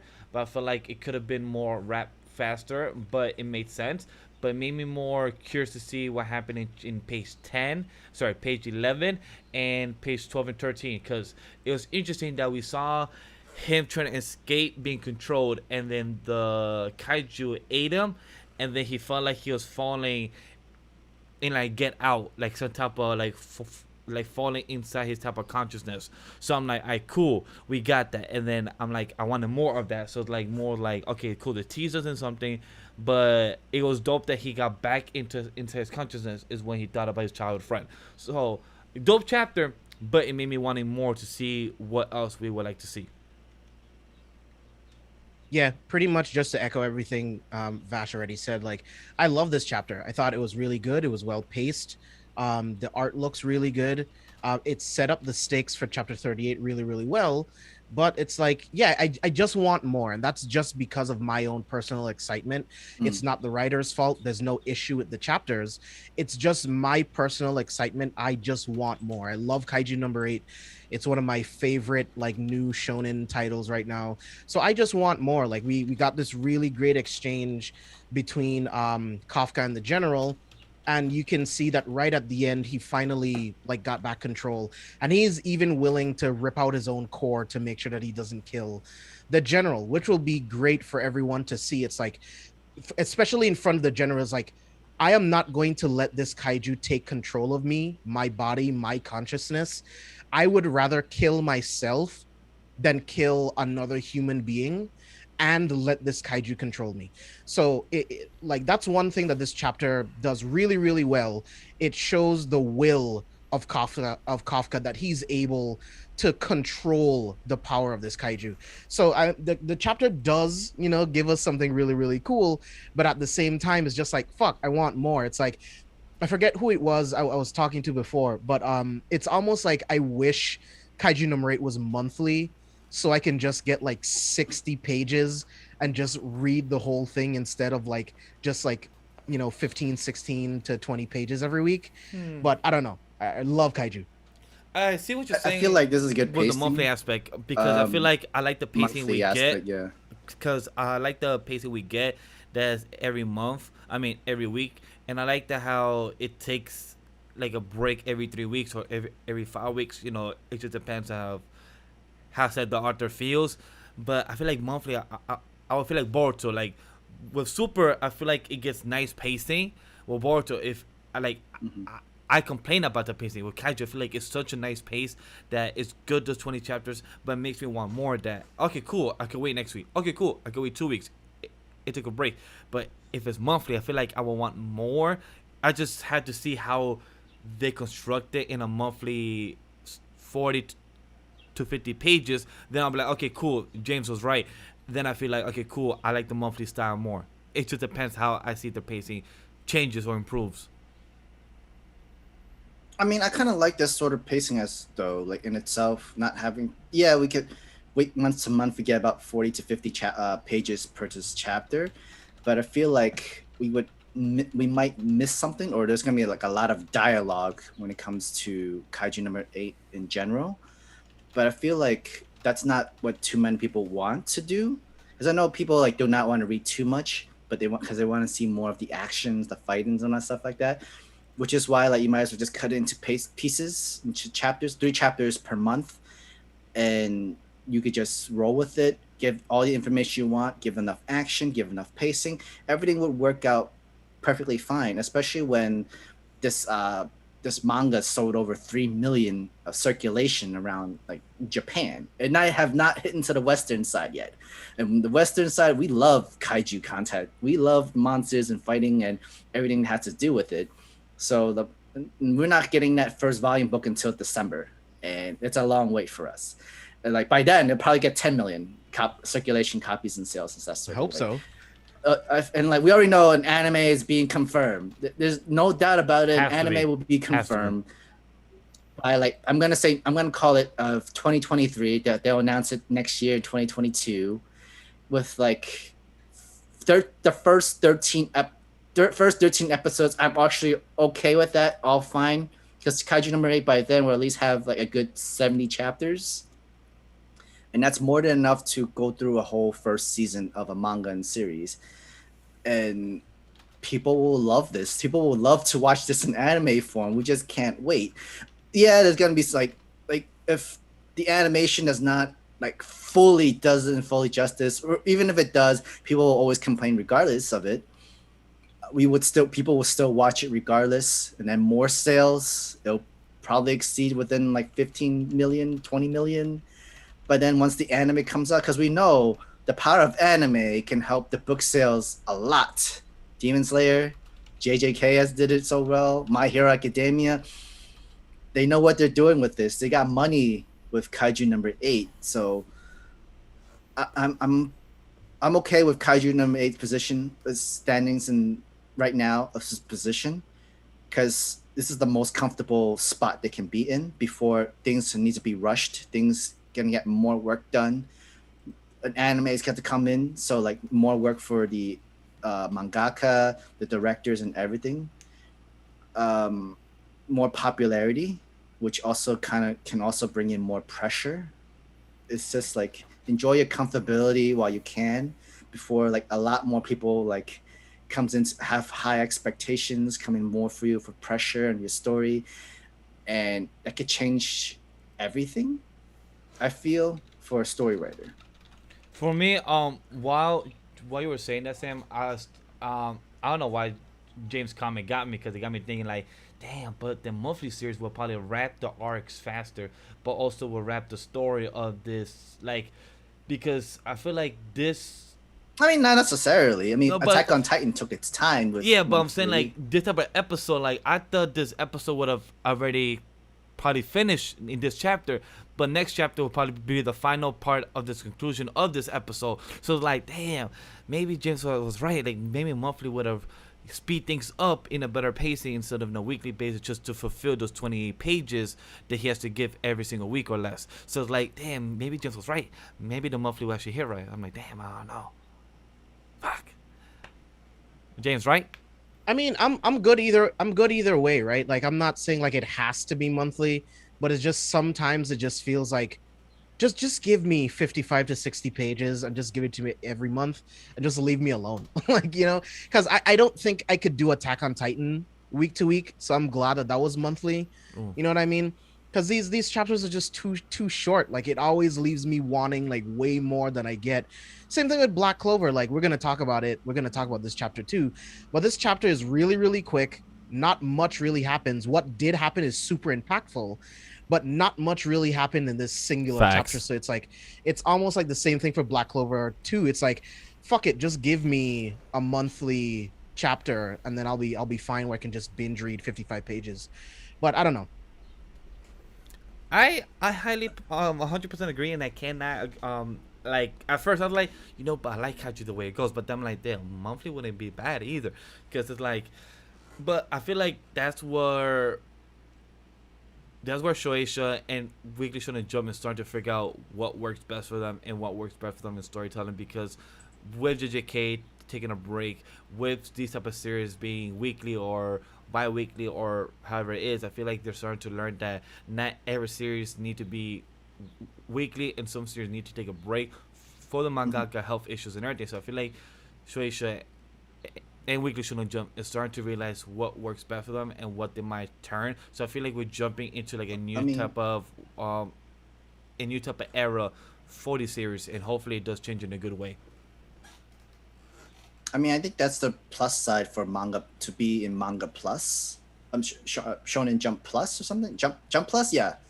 Because like you guys should have more time and leniency, and to do like if you need more time, here's the time. Just give us the same work of what you always do, and that's a lot less pressure than to do a week-to-week sort of manga chapter every single time. Because they really do promote that this is coming from Jump Plus with the whole circulation and sale and everything, not because of Shonen Jump, which is good because you're actually help promoting the Manga Plus like contents and mangas in their own size in general. And I know like they do have a lot of good mangas in their side as well, like Shangri-La, Tokyo Revengers is there too. There's a lot of good content that they can do that they're trying to, it's better to expand the Shonen Jump library from other websites to other people in Japan, especially for the Western as well, to give you guys more of the great translations of mangas and topics from all the other shonen magazines. And you guys have any last thoughts? For Kaiju, nah. I just want to Kaiju, see. nah. Go ahead. I was just gonna say, like, for Kaiju, not really. For Kaiju, not really, because I just want to see what happens next and just the conclusion of this arc. And finally, what's after this? Because it's not that I just want this arc to wrap already, but I want to see the general and Kafka work together. I want to see what they do next. What type of weapons are they gonna show? The new team ups. Like, I just want to see what's next. Like, I'm tired of this arc already. Not tired, like in a bad way, but I'm hungry for more, but in a good way. Yeah, same. Just hungry for more. Honestly, like we've gotten so many amazing things. Like I already said, the art's great. We've already learned that the general is using like his weapons are based on Kaiju number 2, right? Kaiju number 2, very powerful Dai Kaiju. Yeah. So it's like I just want to learn more about that stuff. I want to like get into like the other teams. I just want to get over this hump where it's like, oh, we don't know if Kafka is like good or bad or whatever. I just want to get over this hump and just like get into like the real shit. But these, I mean, we're only 37 chapters in. These are stuff that we expect to see at this point. But like Vash said, I'm just ready to move on. All right. So for chat and for those that are always here for and what they're excited to hear for the Brotakus and what originated for our most views video every Sunday was the My Hero conversation, and we missed last week's chapter, so this will be a double chapter review of chapter 316 and 317 overall. So let's jump into it. James, I want to hear you. What did you think of chapter 316 and 317 overall? What was your first thoughts, your first impressions? How did you feel? Did you cry that Lady Naga could have been dead in 316 but then she survived in 317? How did you feel? I thought she was dead, but I'm actually glad that she's still alive, even though we have no idea how she's still kicking. Not even the doctors can figure out how she's still kicking. The encouraging willpower from Hawks is what gave her this extra strength. The optimistic, right? He said, "I'm just optimistic." Yeah, I think it is her, like her will as a hero. Like she's still a hero on the inside. She's still very jaded, but there's still a hero in there somewhere. This first page in 316 also shows why All For One wanted them to go after Deku in the rain. That also stops Endeavor as well, right? So I thought that was really, really cool as well.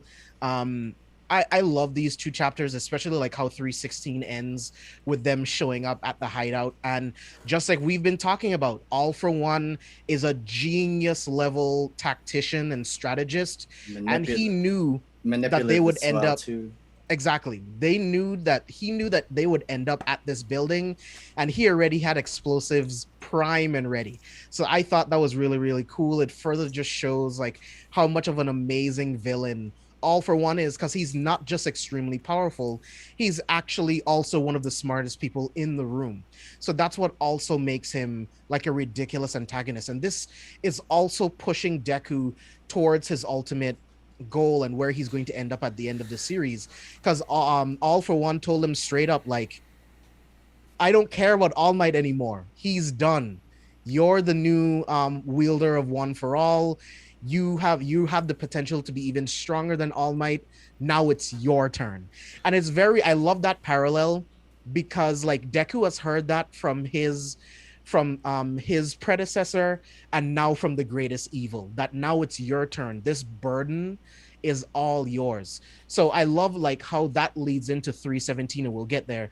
But I love like how that leads into 317, that further pushes Deku into believing that he has to do all of this by himself.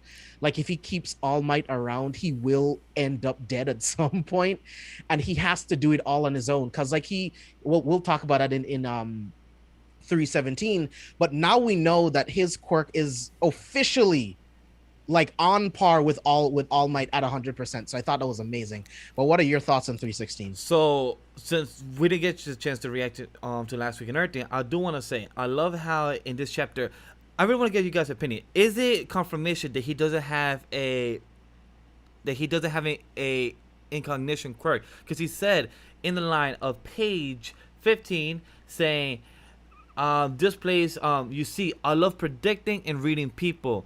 A boy like you could never outright abandon someone like her. Yes. So is this kind of confirmation that he doesn't have a quirk that could predict the future? He just knows how to be a very good tactician and strategist, to know how to read people and know how to predict people's movements. That's what I think. Yeah, because he's lived long enough. He's lived over 100 years, technically, not even just 100. He lived like during the age of like chaos and like vigilante, no heroes, no nothing to help like commonplace in the world. And he ruled over it, and making people, I didn't make people do I didn't tell people to do what they do. They just do it for me. The same way Lady Nagant just did her thing just for him, to be used as a tool, to be used as a chess piece. That's how manipulative and how great a villain All for One is, because he's able to trick people, use them as pawns, make them think it's their idea, but really it was his, so that he could get what he wants in the long run in endgame. And that's how insane it is. It's like, if you do something different, it's what makes me happy, because I feel like that's the most psychopathic mindset is. If like, yeah, I've seen this, been there, done that, do something different. And if you actually did something different, okay, now I have an idea and different perspective of you. I have new eyes that I can see you with, because I've had all these other 8 predecessors of the wielder of One for All. And all of them either decides to run away, try to fight me, and they die, run away, keep in hiding, keep giving this power to the next generation, while make this whole entire world heroes, or be in its hero in itself for its entire world, so that everybody will rely on you, have all the pressure, have all eyes on you. What All Might was, and All for One, All Might was able to stop All for One in many different occasions, until his last confrontation, which I think All for One was really happy about, because All Might was one of the difference makers that helped entertain him. And I didn't just say stop, I said entertained All for One, because All Might was the one that did something different. He was the embodiment of what a hero really is. He's this heart and soul, and that's why he put so much focus and interest for All Might, more than, I guess, compared to Nana Shimura. The only thing that he used Nana Shimura was just her grandson, was just to make a new villain into the board, to add more new chess pieces into our world of fun, into this mind game that I'm playing this entire world against. That's the whole mindset of a psychopath. It's literally like, let's bring in new people to the chessboard. Let's play this. Let's see what this happened. It's like a whole, almost a god complex too, because All For One, like, feels like he owns this entire world, and he's just, people are just in his world playing with it. And that's the reason why he manipulated Deku, saying like, he tricked them, saying like, you know, I don't care about All Might anymore. Whatever happens to him happens. I want to just play mind games and do everything to hurt you because I'm interested in you. And that's how all supervillains is. It's like, how can I hurt you in a new way? The same way with Mahito did to Yuji. What's another way I can play mind games with you just so I can keep breaking you? And then I could just, while your brain is trying to fathom what's been going on, I could just beat you up and punch you down and everything. And like, while you're trying to realize that there's no hope and that sort of thing. And what could bring you back your hope? And so I could keep fighting you and that sort of thing. I love the line. That's what I believe. I love the line when he says that when I was in jail, the whole time I was thinking of is you. I was like, oh shit.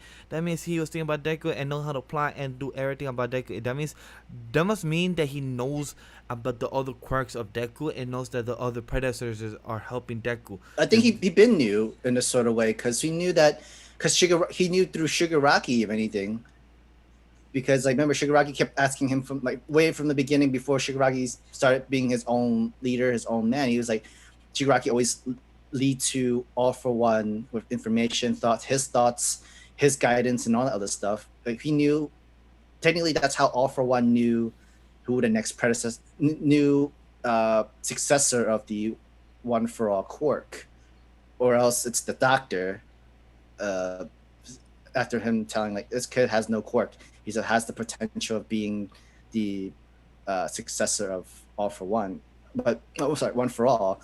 But who knows? There's a lot of ways that All For One could have known of everything, of Deku inheriting the power, or how he wants to play mind games with everybody and that sort of thing. That's the sort of person he is. It's like, do something different so I'm entertained for as long as I live. If I literally take over Shigaraki's power, that means I can keep playing my game. You guys can keep entertaining me. I'm creating new chessboards into the game. Either you make me the conqueror of this world again, and I get to start all over by bringing a whole new hero society up, just so I can play, just so I could. Well, you bring it up, I'm gonna tear it down. He's literally the destroyer of this entire game that he loves to play. This story is just getting better and better and better, man. Like, I love where it's going. Like, I love that All For One has been thinking about Deku this whole time, because he knew that All Might was no longer a threat. Like, why waste time? I think he been knew that he wasn't a threat the moment he injured All Might so badly, where he can't keep up this form any longer, like for long anymore. Yeah, I would personally say, like, for me, I thought it was the moment where he figured out that All Might passed on the quirk. It's like, all right, now this I don't need you anymore, because I can't take One For All from you anyway, and now everything has been about Deku the entire time, right? So it's really going to be interesting to watch, like, whenever this final battle happens between Deku and All For One, because clearly All For One has been planning something. He's been planning many things for so long. So it's like, what is his plan for Deku? Like, how does he plan to push Deku to a point where he is actually able to steal One For All, right? Because that's still his goal, right? So how does he do it? He's obviously on a track of events that he's putting into place. So it's like, what is his end goal? Scene is, I just love how great it was showing the Hawks conversation in the air with Lady Nagana as well, saying, I'm the replacement. And that's when she realized, like, oh, like, you also have gone through some horror, like, you also have done, done some stuff that you didn't like and everything. And I love I love that line when he said, what can I say? I am optimistic to a fault. I love that line about Hawks, like, just showing that he's just, like, he knows what he has gone through, but he just believes there's always some type of light. There's always some type of hope at the end of a tunnel. Like, I just love that. Like, that's so beautiful, because that line is so strong to know that no matter what dark shit you've gone through and everything, but he still has some hope to see that there will be some type of light at the end of the day. Like, I love that line for Hawks. Yeah, Hawks being the hopes of Lady Nagant, because his spirits technically Hawk's motivation was through endeavor, Mm-hmm. and now Lady Nagant sees Deku as the inspiration of hope is still alive kind of thing, which is very powerful, and that's what's keeping her clinging on to life still. And it is beautiful. And congrats, Vash. Your waifu's not dead. Yes. In this chapter she's dead. 317 women touching it, but in this chapter she's technically dead. But I do also want to say, how did we feel about when our butcher Saki got captured and everything, but then she said like this was not part of the deal, and then when Deku said, if you're willing to direct the same energy towards Eri, I will honor your deal in Lady Nagan's place. How did you feel about that, James? I love this moment actually, because I mean, it shows so many different sides of Deku, right? Like Chisaki is obviously a villain, but he's able to look past that if it means that Eri can have some type of like peace of mind, right? Like if he can get Chisaki to apologize to Eri, to try to make amends with Eri, he would be willing to do this. Like there's so many things within 316, 317, and so many of these past chapters that just shows why Deku was the perfect successor. It proves why like he is the embodiment of what being a hero should be, because just because someone's bad doesn't mean that they should be treated, it completely like a criminal. They should be allowed to make amends and then serve their time because of their crimes, right? So if you can direct that same energy towards Eri, sure, I'll take you to the boss. I'll give you what you want if you will go to Eri and apologize and make amends to Eri. I love that. It shows his maturity.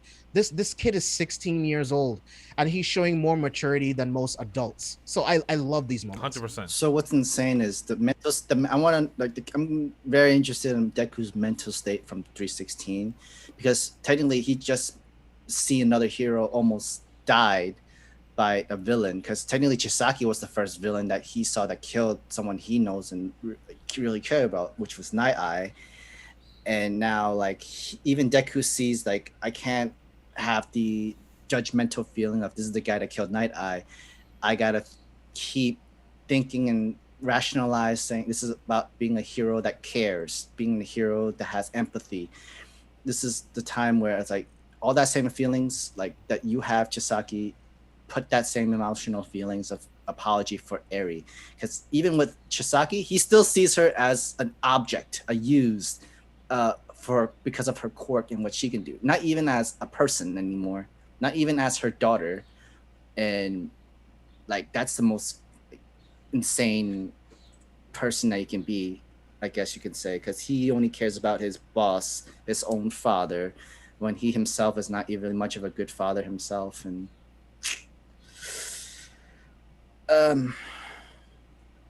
it's insane. At least Deku knows it both parts. Like you're the middleman where you were not a good son to your father and you were not a good father to your daughter. Now at least try to be a good father to your daughter. Oh no, apologize that you're a horrible father and everything, that emotion that you feel. And then we can see what we could do by having you talk to your adoptive father, the head of the Yakuza and everything. So,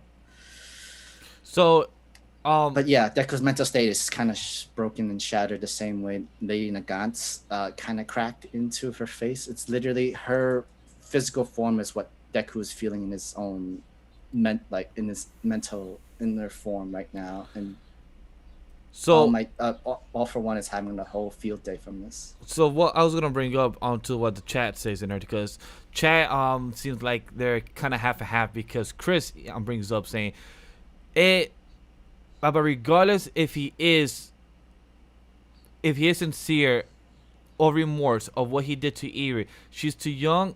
She's too young to see him.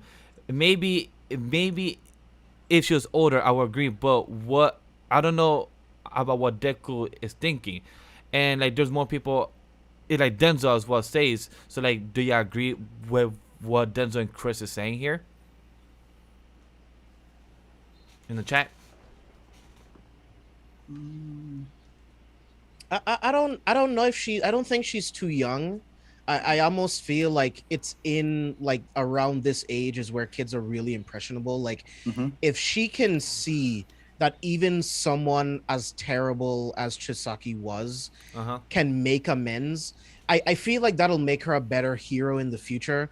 When she's an adult, she'll look at villains differently, right? She'll at least try to look at their outlook on life, see how, like, what made them get to this point. She'll still like put them away, but she'll be like Deku and at least try to figure out where their mind state is, instead of just seeing a villain that needs to be destroyed or put into prison, right? Like, these people need to be rehabilitated. This would be a really good lesson for Eri to learn really early on. So that's where I think Deku is coming from. I could be wrong, but in my mindset, I think this would be great for her. It would be weird a little bit, right? But if she's surrounded by her friends and all of the teachers at UA, if she's surrounded by people she trusts and loves, and then Chisaki's put in front of her, I think it would work just fine. I don't think it would be that big a deal. Yeah, like I feel like this is another position of to face your abuser, face your attacker, regardless of what age. Like, not everybody live forever to the point where they can still like wait, that you feel like you yourself are ready to confront your attacker. And it's not always great to pressure someone to do it right away and early, because that also can have a negative effect too. But in this sort of age where there's no prison that can hold these new villains, and it's crazy, this rampage out, even though Chisaki is not really much of a threat, this is a position where Eri can not it's this is a position where Eri can face her attacker, learn to more courage, I guess you could say, or give more power to herself, where she has a perspective of the villains that attacked her, like hurt her, and what's going to help her on into the future, like James said. And plus, to add to that, Yes, Aries can be scared, but it's I was normal. gonna say that. Yeah, that's to what I add was to saying. that, If Go ahead. I was gonna say, to add to that, what Pedro also says, all her decision will help close the story about Eri and Miro's story, and will show that Eri has been saved, because when we know about about the festival arc, that she smiled, that the whole darkness was just way off her shoulder. And I feel like that if Overhaul meets her and like says, I'm sorry, if and that's what Deku said, like, if you put that same type of energy that you want to see the boss towards Eri, he will put that same way of shoulder to help out with Chisaki. So I feel like Deku sees that in a positive light, to help Eri let that more of the darkness go off her shoulder, because we never knows that what she shows us to Miro and to the people, she probably let that go, but deep down inside her, probably she still has that weight inside her, that maybe if that she gets to apologize against our boy Overhaul, maybe that could get her fully safe. Possibly that's what Deku sees. Yeah, no, I totally agree, because if Eri is able to forgive Chisaki, just for her, not for him and anything, that means like that she believes that he can be saved. And if she can believe her abuser can be saved, what that means, she just hope for Shigaraki, wouldn't it? If we always feel like people need to be locked up and killed, like that doesn't make the world any much better. We doesn't make this much different from you. Does that mean like Deku needs to kill Shigaraki in order to have the same effect as well? It's to also give Deku perspective of like, can we really save everybody and villains in a certain way, especially where Shigaraki has caused literally a genocide in Japan, and and his powers threatens the entire world. If you, Chisaki, that was trying to also do a world-changing event of stopping quirks and powers and everything like that, and he's the one that abused someone just so that he can get through his own goals, and the abused forgives her, it's different. It's like there's a chance, there is some hope for other peoples and villains within the future in that sort of way. Maybe not for all for one, definitely not all for one, but it'll give Deku perspective if he can actually really save Shigaraki. I feel like that would be the case. I feel like that would happen for story perspective. I feel like that you cannot save everyone, but I don't think that One For All will get saved. But I definitely see Shigaraki will get saved, and I feel like that would be the point. of the story for him and everything. So I can't wait for what happens in 318. But are we good with 316, or want to talk about one last thing about 316, or want to jump to 317? I'm ready for 317. All right. Yeah, I'm ready for 317. All right, so James, so give us your thoughts about 317, since me and Sam did the reaction in the beginning of the Shonen Ronin podcast. Yeah, I figured that Best Genius, Endeavor, and All Might would tell more heroes, and I'm glad that we got to see a little glimpse of them like talking to some other heroes that knows what's going on with Deku, right? I love that Mount Lady even alludes to the fact that Deku actually has the best chance of taking out All for One and all of these Hell other yeah. villains that are let loose. So really love that.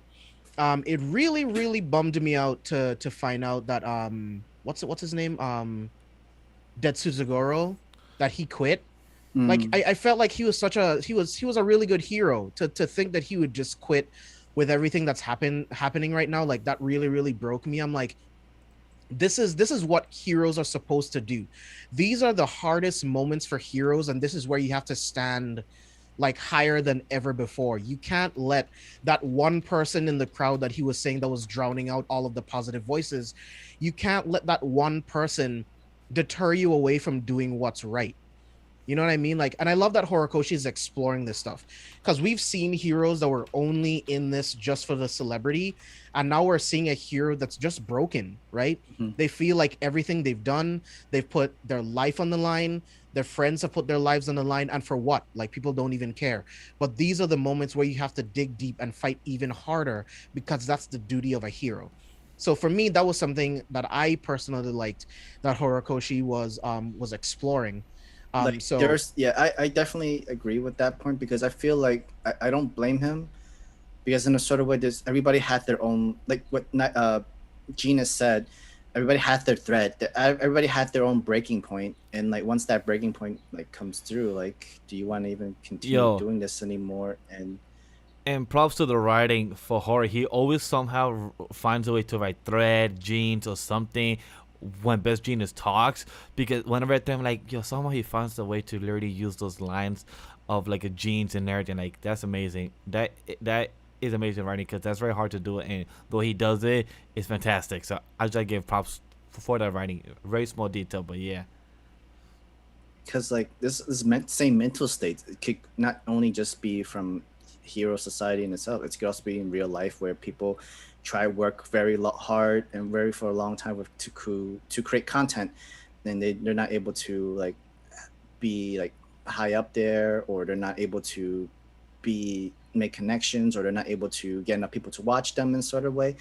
And they actually are very good people that have good thoughts and contents and stuff. It's just that they don't have enough fans, they don't have enough people watching, they don't have enough like viewers and stuff. And we get that completely. We understand it, hopefully. But the thing is, you got to keep digging deep, keep working hard, and keep doing what you always do, and like do a little bit different in sort of way of connecting with people, build better networks, talk to people, other content. There's nothing wrong with asking of how people got where they are up there, because it's always a learning experience. So doing something different from what you've always been doing, and learn from people who actually have make it. Like there'll be people who reject you. Okay, that's fine. There's also people that would actually help encourage you and help lift your spirits.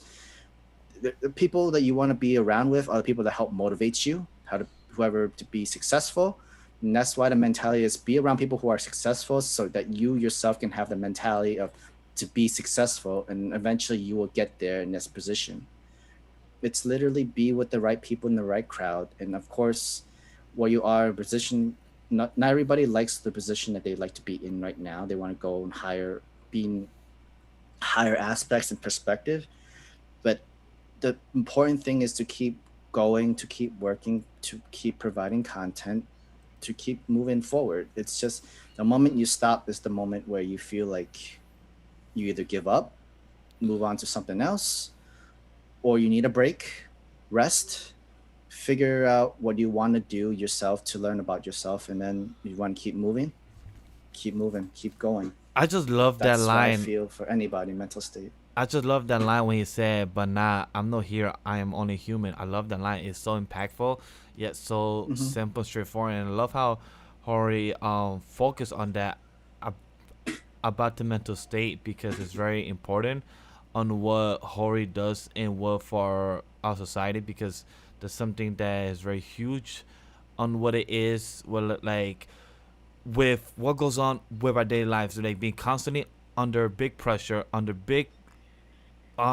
criticisms that slowly erode like our minds. So mental health is something that's seriously going on with our current society as something small or big. So I love how Hori just put that in a panel or page and just let that so impactful to know that when you're a hero, so much goes on through your daily lives that like it's such a big pressure. Like we don't see this side of heroes where we see them kind of give up sometimes. We see them just pushing and pushing, but we don't see actually heroes give up. Like going to a counselor, like going to some type of therapy because heroes see some dark shit that goes on in our lives, but we don't really discuss that or see that happening.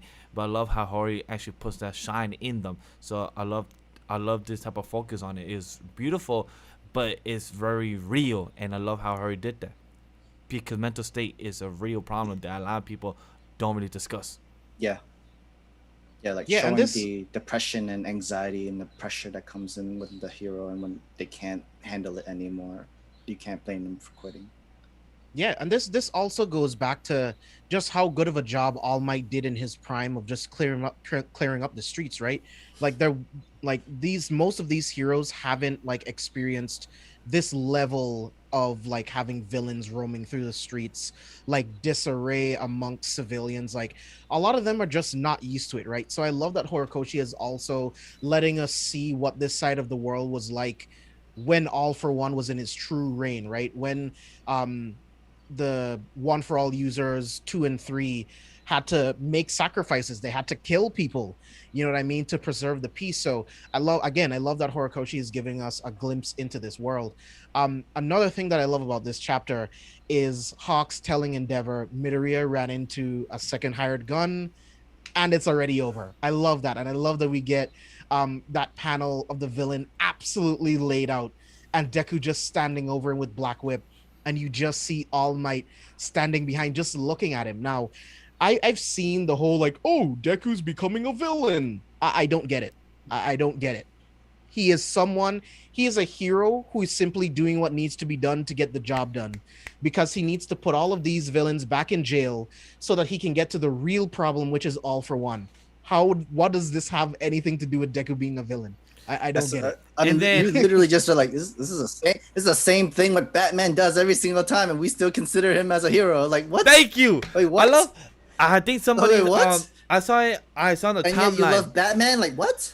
I saw the timeline that I saw the leak image of the last panel of this chapter of when Deku's Me too. I saw the leak and I was mad, but I kind of I just shrugged it off. But then I saw people that are fans of Black Clover and everything, people saying that Deku's starting to look like Asta in his demon form. Deku's starting to look like Asta, and I'm like, yo, shut the fuck up, because at the end of the day, it's two different series. You can That's love a both. really dumb take. And that take is hella stupid because one, Deku is getting the job done and he's getting informed that he's learning to control 6 different quirks, up to 9 different quirks right now almost. And he's learning how to do it in a very fast pace because he has to get the job done. So do not compare 2 different series that have 2 different power systems, quirks and magic. 2 different power systems that you cannot really compare. So to me it's ridiculous when people said that on the timeline a couple days ago. So I'm like, just because Deku's looking like a villain, I'm like, cool. You can make Superman look like a villain, aka when he fought the Fatal 5 in the movie, and nobody batted He an doesn't eye. look like a villain at all. No. Yeah, I don't get it at all. and I'm like, He looks like someone who has been in a string of fights constantly. He's been blown up. Like, And that's what he looks like. he His didn't suit's eat any torn up, food his either. armor's torn up. He doesn't look like a villain. He looks like someone who's been fighting constantly for days on end. He does not look like a villain at all. I don't get it. It's more, if anything, he looks more intimidated for villains, and that's the same kind of costume that Bruce was going for the Batman. It's literally, when you see me, the villains to see me is to be afraid, so that they can't really think right away and be able to take down easy. I think it's the same way that Deku can go for this. He's all tattered up. He's all tired. He's all covered. Has something covering up his scars and blood and everything like that. But this also intimidates the villains that trying to go after him and everything. Ray said it like, beautifully. People are just mad their MC. Our MC can beat up their MC. No, I mean, not it's that. True. Not that. It's facts. What I like that he said, looking like a mix of Spawn and Guts is lit. I like that because Spawn, I love Spawn design. I do see that, yeah. I haven't read a lot of Spawn comics in my time of life, but I love his design so much. You should, bro. And I definitely should. I know, James.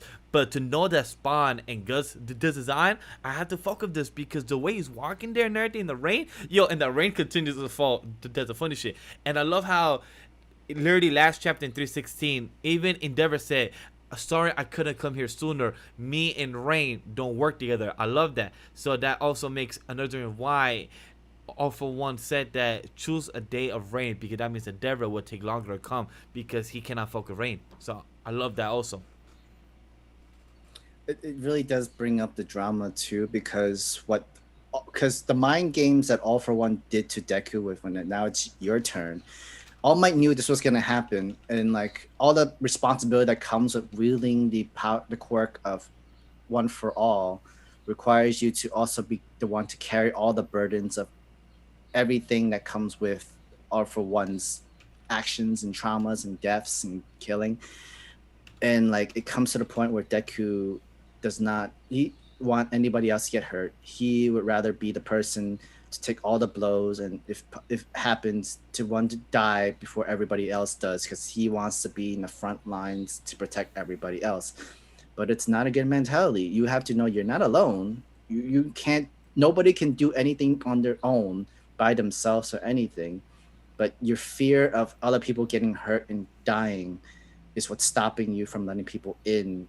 And All Might says it like he understands that burden, right? Like it's on his shoulders because he truly is the only one that can take out All For One, right? Like he truly is the only one that can do it.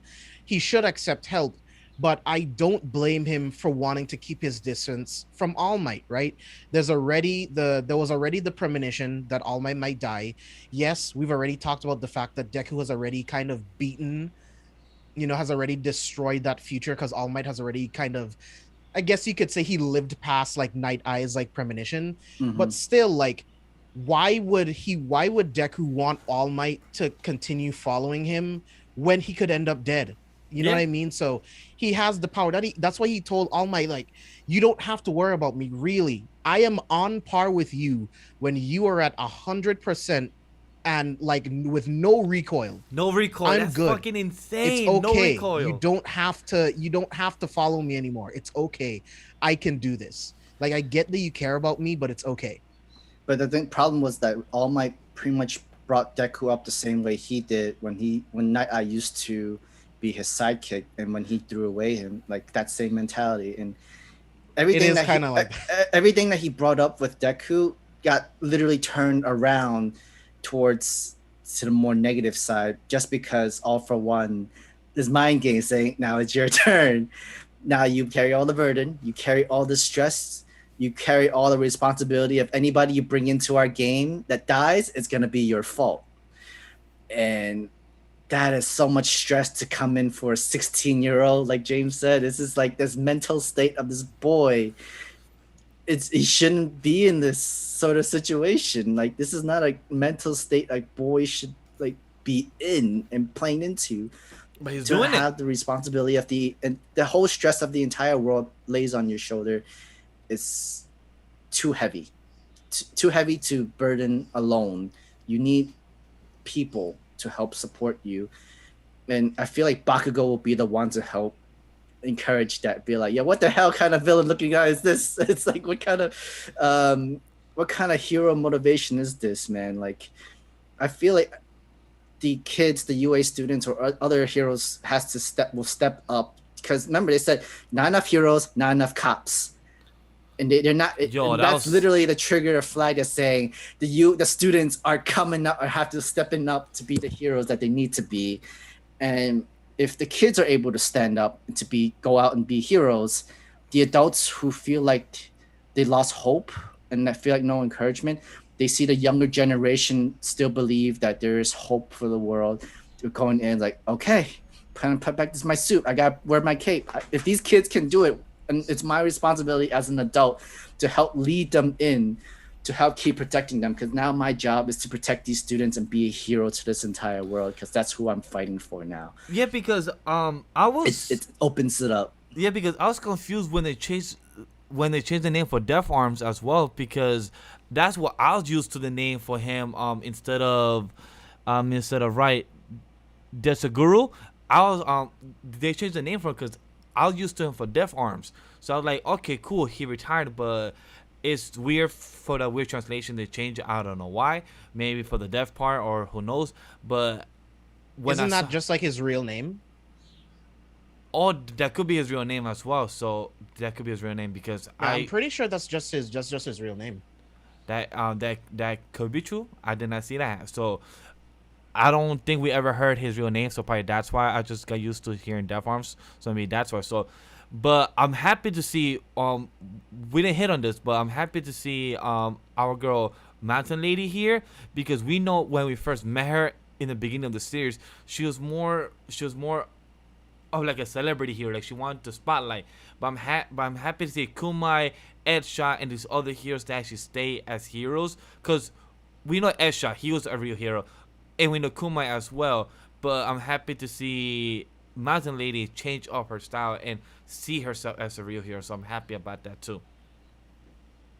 You know who we don't see there? We don't see Aizawa, and we don't see Miracle, and we know like they themselves have not quit and given up, and they're doing their own thing. But they're like in like Central Intelligence or something like that. Miracle's probably still in the hospital. Miracle's still probably in the hospital. I don't know if she. No, remember in that panel, like she did not want to stay in bed in the hospital for long, and she was trying to do whatever like prosthetic, whatever straps that she put into. This was literally the same time where Aizawa did the same thing. Mount Lady decided to step up. Edshot decided to step up. Everybody else did not want to quit as a hero yet, or like whatever, they give up the whole heroism. That chapter, Miracle was in that, and so was Aizawa Sensei. But yeah, they're going by different names now, because I see in the translation, Kamu Woods is going by Rookie. Edshot is with Kamino Pizza. I'm not sure what that is. Oh, sure, you're right. And Mount Lady, I was also very confused by that. I was like, is that like their like secret agent name or their code name, that sort of thing for radio talk? That is true. I did not notice that until just now, huh? Camino's Pizza. I don't know why. Maybe it is for comms. That is true. Maybe it's for comms here, because get it done, guys. I'm like, couldn't she just shorten her much I can understand why Kami Woods is Rookie, because he was like the last top 10 hero that technically joined the group, and I guess he's like the rookie because he was like number 5 or number 6 or something like that. Sorry, Dem said, great explosion, murder, god, dynamite, slapping sense into Deku. That'd be funny. Like, I'm here, the great explosion god. I'm like, that'd be funny. Oh yeah, that's true. Tried, because dude, who knows? You know what? Would love to see. I would love to see Bakugo try that and try like an AP shot and like to Deku's back, and he just like brushes it off. Because I mean, at this point, Deku is at least 2 times, 3 times stronger than Bakugo at this point. Like Bakugo could not take All Might at 100%. So this is gonna be very interesting for Deku Bakugo 3. It's been a long time since we had a Deku versus Bakugo too. If you think about it, it's been like, I say, like it was after the test, the license exam. Yeah, a little bit after the license exam. It's been a long time now. Yeah, and I need Deku Bakugo 3. Now we're in a position where, all right, we both know each other's secrets. We both know the stress and the pressure that comes in. But why does people will try to want Bakugo to win so that Deku can see and understand where he's not alone and by himself in that sort of way, which is kind of a twist, because in the beginning we always thought I wanted Deku to win because he's the underdog and Bakugo was the bully. The second fight was the whole Bakugo knows the truth, and now we know he's actually human. when that mentality he was going through, and now like whoever wins this fight, like we understand this needs to happen. Now the third fight is gonna be we need Bakugo to win to help Deku snap out of it because he's not alone into this kind of fight. I think I want it now. I want Me this too. now. I definitely want that part 3 fight because even Ray and the champion to said help- it and everything, like, It's that'd be definitely amazing. happening. And to help counter off the whole, Deku, he's in a stronger position that All Might is in 100%, but Deku hasn't been sleeping, he hasn't been eating, he hasn't been resting. That all takes into a factor. That takes into a factor that might give Bakugo that edge to at least snap Deku out of it at least. They're tied up right now, so Deku and Bakugo 3 will be the tiebreaker, and Deku is definitely coming out on top. I don't care how tired he is, Bakugo's not close. I still think that Bakugo is the better strategist, Yes. so that will help him in his fight. But in the end, I mean, Bakugo has to go against All Might essentially, and All Might plus like remember six Bakugo's other quirks. Remember Bakugo's motivation to exceed All Might. That is true. Right Yeah, now, but not right now. That's not Yes. happening right now. He's not surpassing Deku. I Bakugo's don't gonna see be it fighting happening, 6 but who different knows? quirks right now. That like 6 different arsenals that Deku's been But using. remember, There's no way. Bakugo knows about all the quirks. Remember, he also been reading the books and studying as well. Right. Too. So we don't know. Anything can literally still happen in this sort of situation. You're right. You're Alright, right, but I'm calling it. Deku's got this one. So one And like, question. I don't know. Maybe Bakugo was like, "Oh, you're dead. You're dead. I got you." I mean, maybe he had ideas. He had ideas planted in the beginning. We don't know. So question before I go to Pedro and Ray's comment and everything, because I know people are starting to talk about Stain and everything. But how do you guys feel about page 7 when Shoto called his dad and missed calls and texted him about most likely about Toy and everything, and Endeavor says, "Sorry, Shoto, hang in there a little bit longer because for now he needs to worry about All for One and everything, and plus about Deku." So how do you guys feel about that real quick? I didn't have a problem with it. Like it, I mean, they are kind of dealing with more important things. Like I've always said that Shoto's going to be the one to take out Dabi or put him in prison or whatever it is. So it's fine that they're separated. I'm okay with that. Because I want to see Shoto with his mom, with his sister and his brother. So that's what I want to see. And then Endeavor can come in eventually. So I actually like the way this is playing out because I mean, Endeavor has bigger things to worry about in this moment right now. But a couple chapters later, I would like to see Endeavor transition into working with the family to go after Toya. Sam? This is actually the first time we've seen Endeavor not being so emotional. Oh my god, my son is finally calling me, kind of thing. That's true. The world kind of really needs me much more badly right now. Yeah, because they told him to stop crying and bitching. We have work to do. That's true, you know. My man, put the big boy pants up. That's it. Stop crying me emotional about it. So I guess you're right about that. Because like as much as Endeavor wants to handle his Toya problem, he needs to help figure out a better solution of the less manned, less cops sort of situation. And we don't care. And he's like the top hero only. That he's one of the top heroes that can still do something, even though he's the most hated around the world. And he brought up a very good point where the media are getting close to the identity of Deku and his what he can do and everything like that. That is true. He needs to try to diverge the media of what's been going on, because the moment the media knows about it, all that stress, hate, and pressure that's been putting onto heroes will all direct to him. And we already see what it could do to one of our heroes and friends that literally tried Disturgo. That's not the mentality that we need for Deku to start quitting being a hero and just running away and that sort of stuff. Even though the heroes had an idea where Deku could just run away, they just put him on a different continent or whatever, just so that they can hide him away, like we've always other predecessors have done, like literally just to hide from All for One. But we know that's not a good solution. That doesn't save Japan. That doesn't save the world, because this is not a good strategy. This is not a good situation that we're in, where we can hide the number one solution to the number one problem. I mean, of course, that multiple problems, but the number one big problem is All for One. Let's bring up the comments, Vash. Yes, I was gonna say. So one, what Denzel says that. What do you think that the roles will be flipped, with Deku winning the fight, but Bako winning over the fight emotionally, because how in the previous fights, like one has won the fight itself, but one has actually Deku won the emotions first of fight. Bago won the second.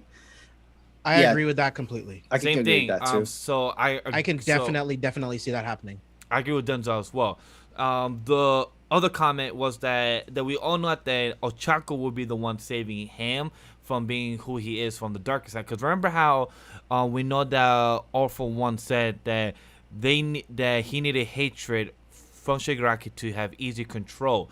And right now, Deku's having more anger from seeing things happen around the world, heroes being quit and everything. So people assuming that All for One will have an easier access to steal One for All from Deku's because he's having easier hatred. Do you think that is true? Because a lot of people in the timeline and people are probably there's like, how do you guys feel about that for Deku having easier hatred and everything?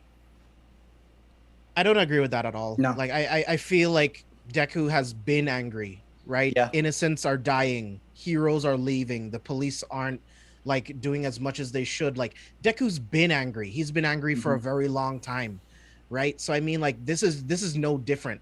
Yes, he's seeing more of the world for what it is, and he's seeing more of like the maniacal side of All for One.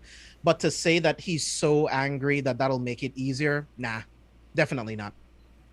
Sam? Definitely not for sure, because Deku was always been angry, and he'd been angry the moment when Shigaraki took down Gran Torino, and like that means like at that kind of moment Shigaraki could have All for One, Deku in his half form ghost saw Shigaraki being controlled by All for One, and Deku had Nana Shimura and the first user behind them, that sort of way.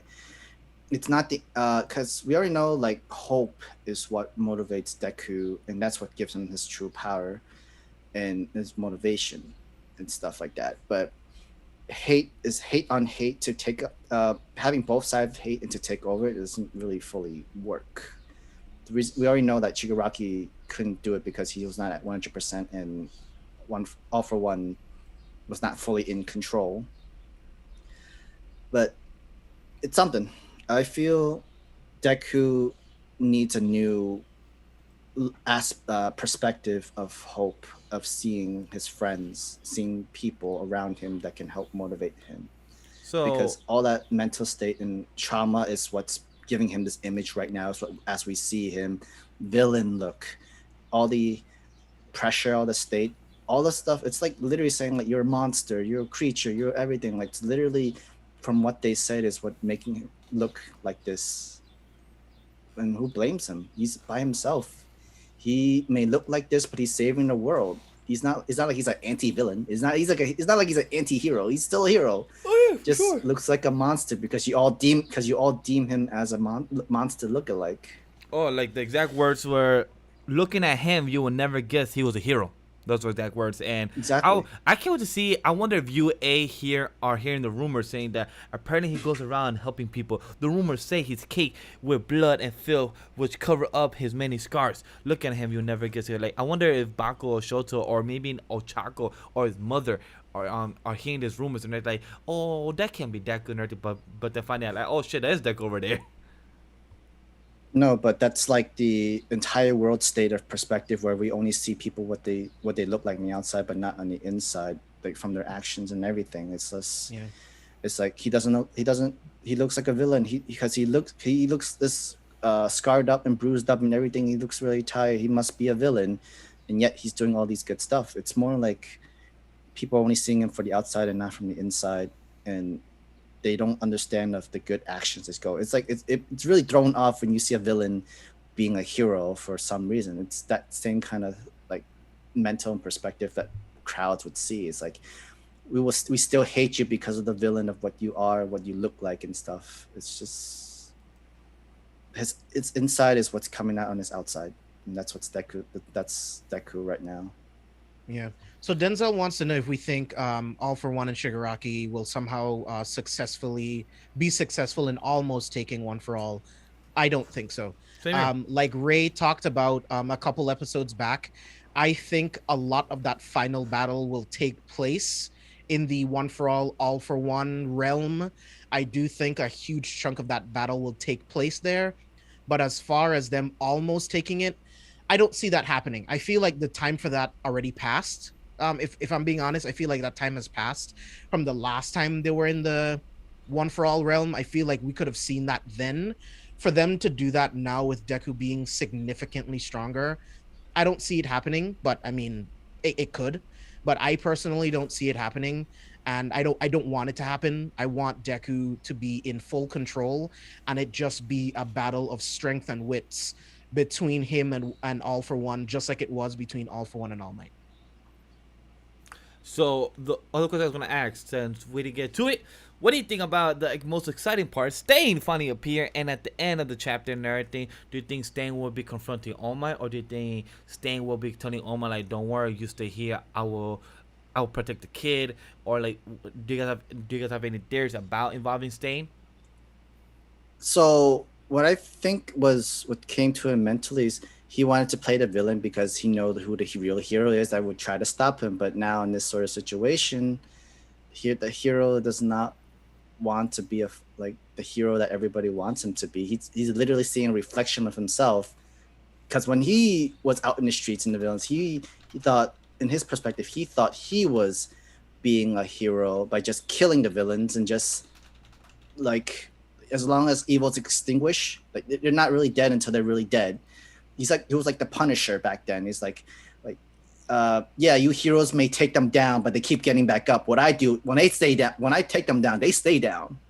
Is literally what Stain was.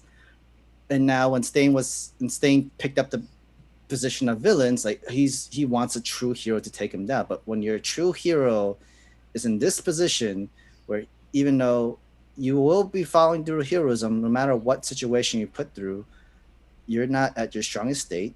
You are at a more pitied state of a hero, and that's not someone that you want to I don't know, win the fight, I guess, to capture you, to have the whole real villain versus hero kind of fight.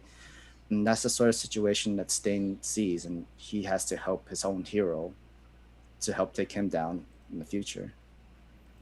And we've kind of seen that in comic books before. It's where like the hero that always takes you down no longer feels as motivated or sees the greatest strength, the best side of you anymore because of someone else. What that villain usually does is like, you know, I gotta give you a purpose, I gotta give you a motivation, and someone else has brought you in a position where you give up. You can't let anybody else hurt. You gotta be on your own. No matter what happens to me is what happens. And if Deku dies, there's no hero in this entire world. And what gives him meaning? What gives him meaning anymore? What gives a villain any meaning if the hero dies? Like, I mean, of course, all for one, he's psychotic.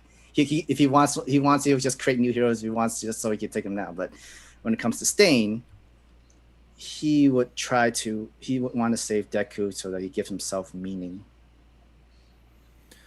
Yeah, I don't know what's gonna happen with Stain, if I'm being honest. Like, I would love to see Stain like meet up with All Might on the street, but like I don't know. I would love to see him interact with Deku. I don't know which way it goes. All I know is that we saw Stain, and we're gonna get to see him do something. So as long as Stain does something, I'm happy.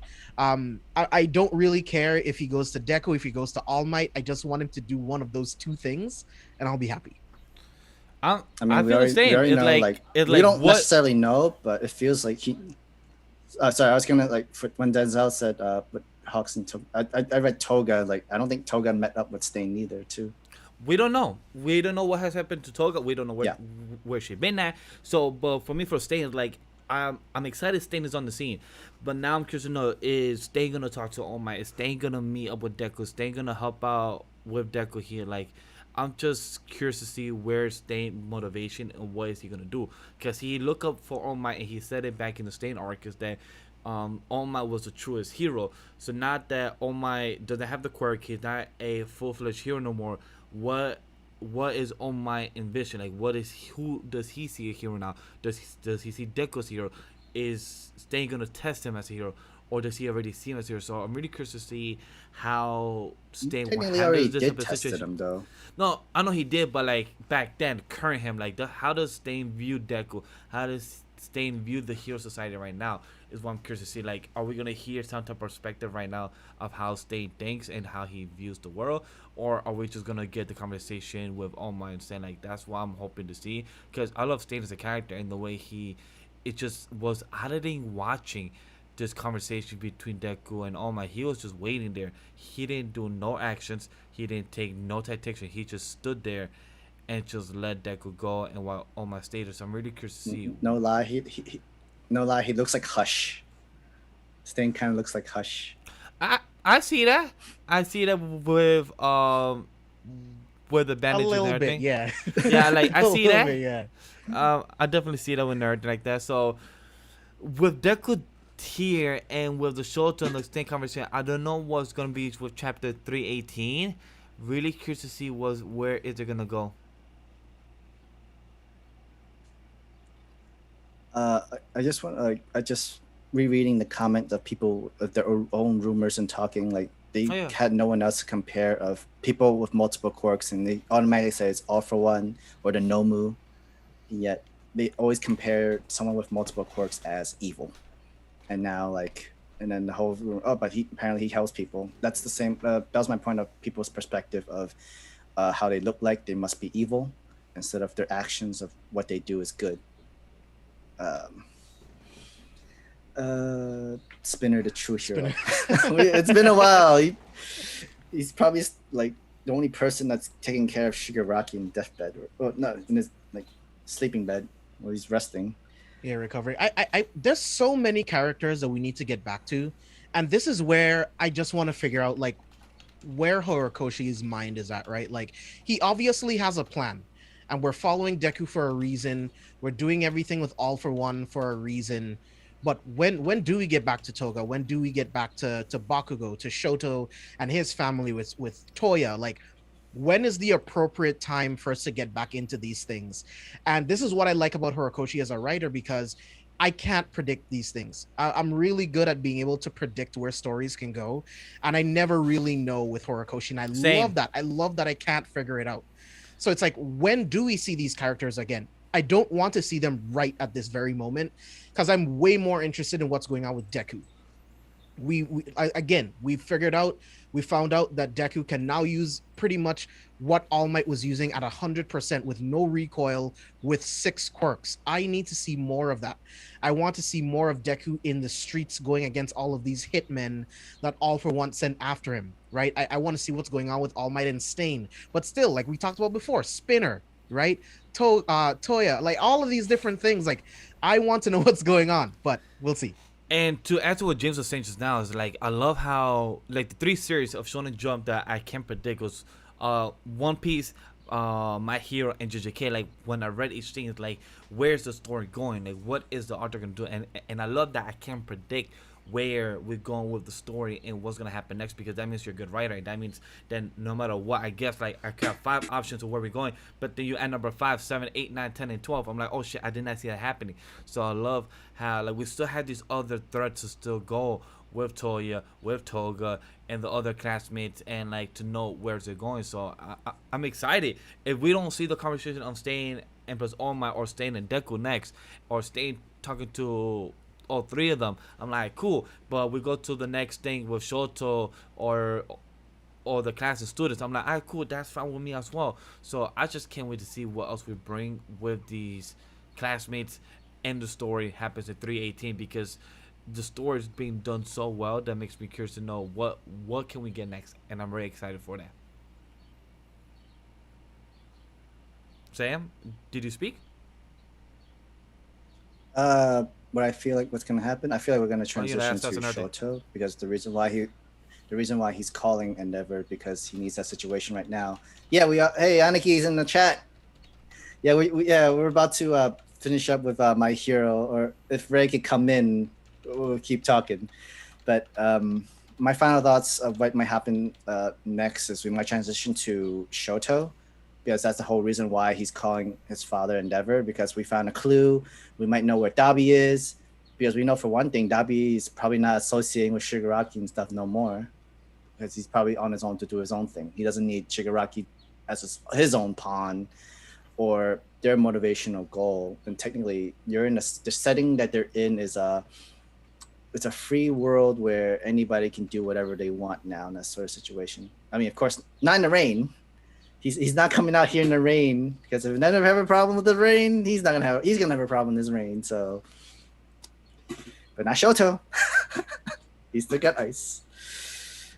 It's just very curious to know with how my hero's going in such a well arc that we left with the my villain arc, and then we left with the war arc, and now we're going with this arc. I just feel like Hori is such going with a good pace that I love how the writing continues to improve, it continues to get better, and continues to give characterization to our character deck that people complaining 5-8 years ago that he was such a crybaby. I'm like, so do you still call Deku crybaby? Because I'm like, where he at? Where he crying about? Because like he bringing them hands to these people. So I'm like, well, what the fuck do y'all want to do then? Next thing you know, they're gonna be like, oh man, like, oh okay, what chapter is this? Oh, 317. Oh, that's way too far. That's way too much. It's like One Piece. This is like One Piece chapters. I don't want to read and catch up and do that stuff. Like, really, why the hell you want to bring up this entire fight where like Deku's a whole crybaby if you're gonna like complain and shit? Oh, this was too long. That you're always gonna find some new ways to bitch about, and you're gonna figure.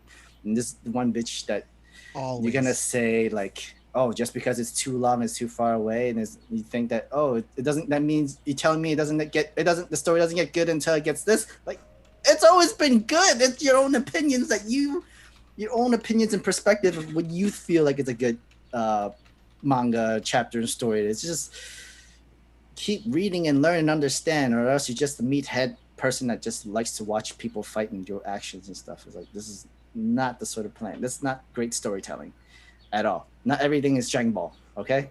Not everything is Dragon Ball. Hey. Dragon Ball has some storytelling. You know, Dragon Ball has some storytelling. It just depends when Vegeta, gets some W, and, Piccolo, when it wants Goku, it doesn't get no storytelling because Goku just very stale, oh my God, it's like... Happy Father's Day. Goku gets whooped. Happy Father's Day. Goku gets whooped. He did get whooped today, so I can't lie. He did get whooped today on Father's Day. That is very true. He got the L. That's for sure.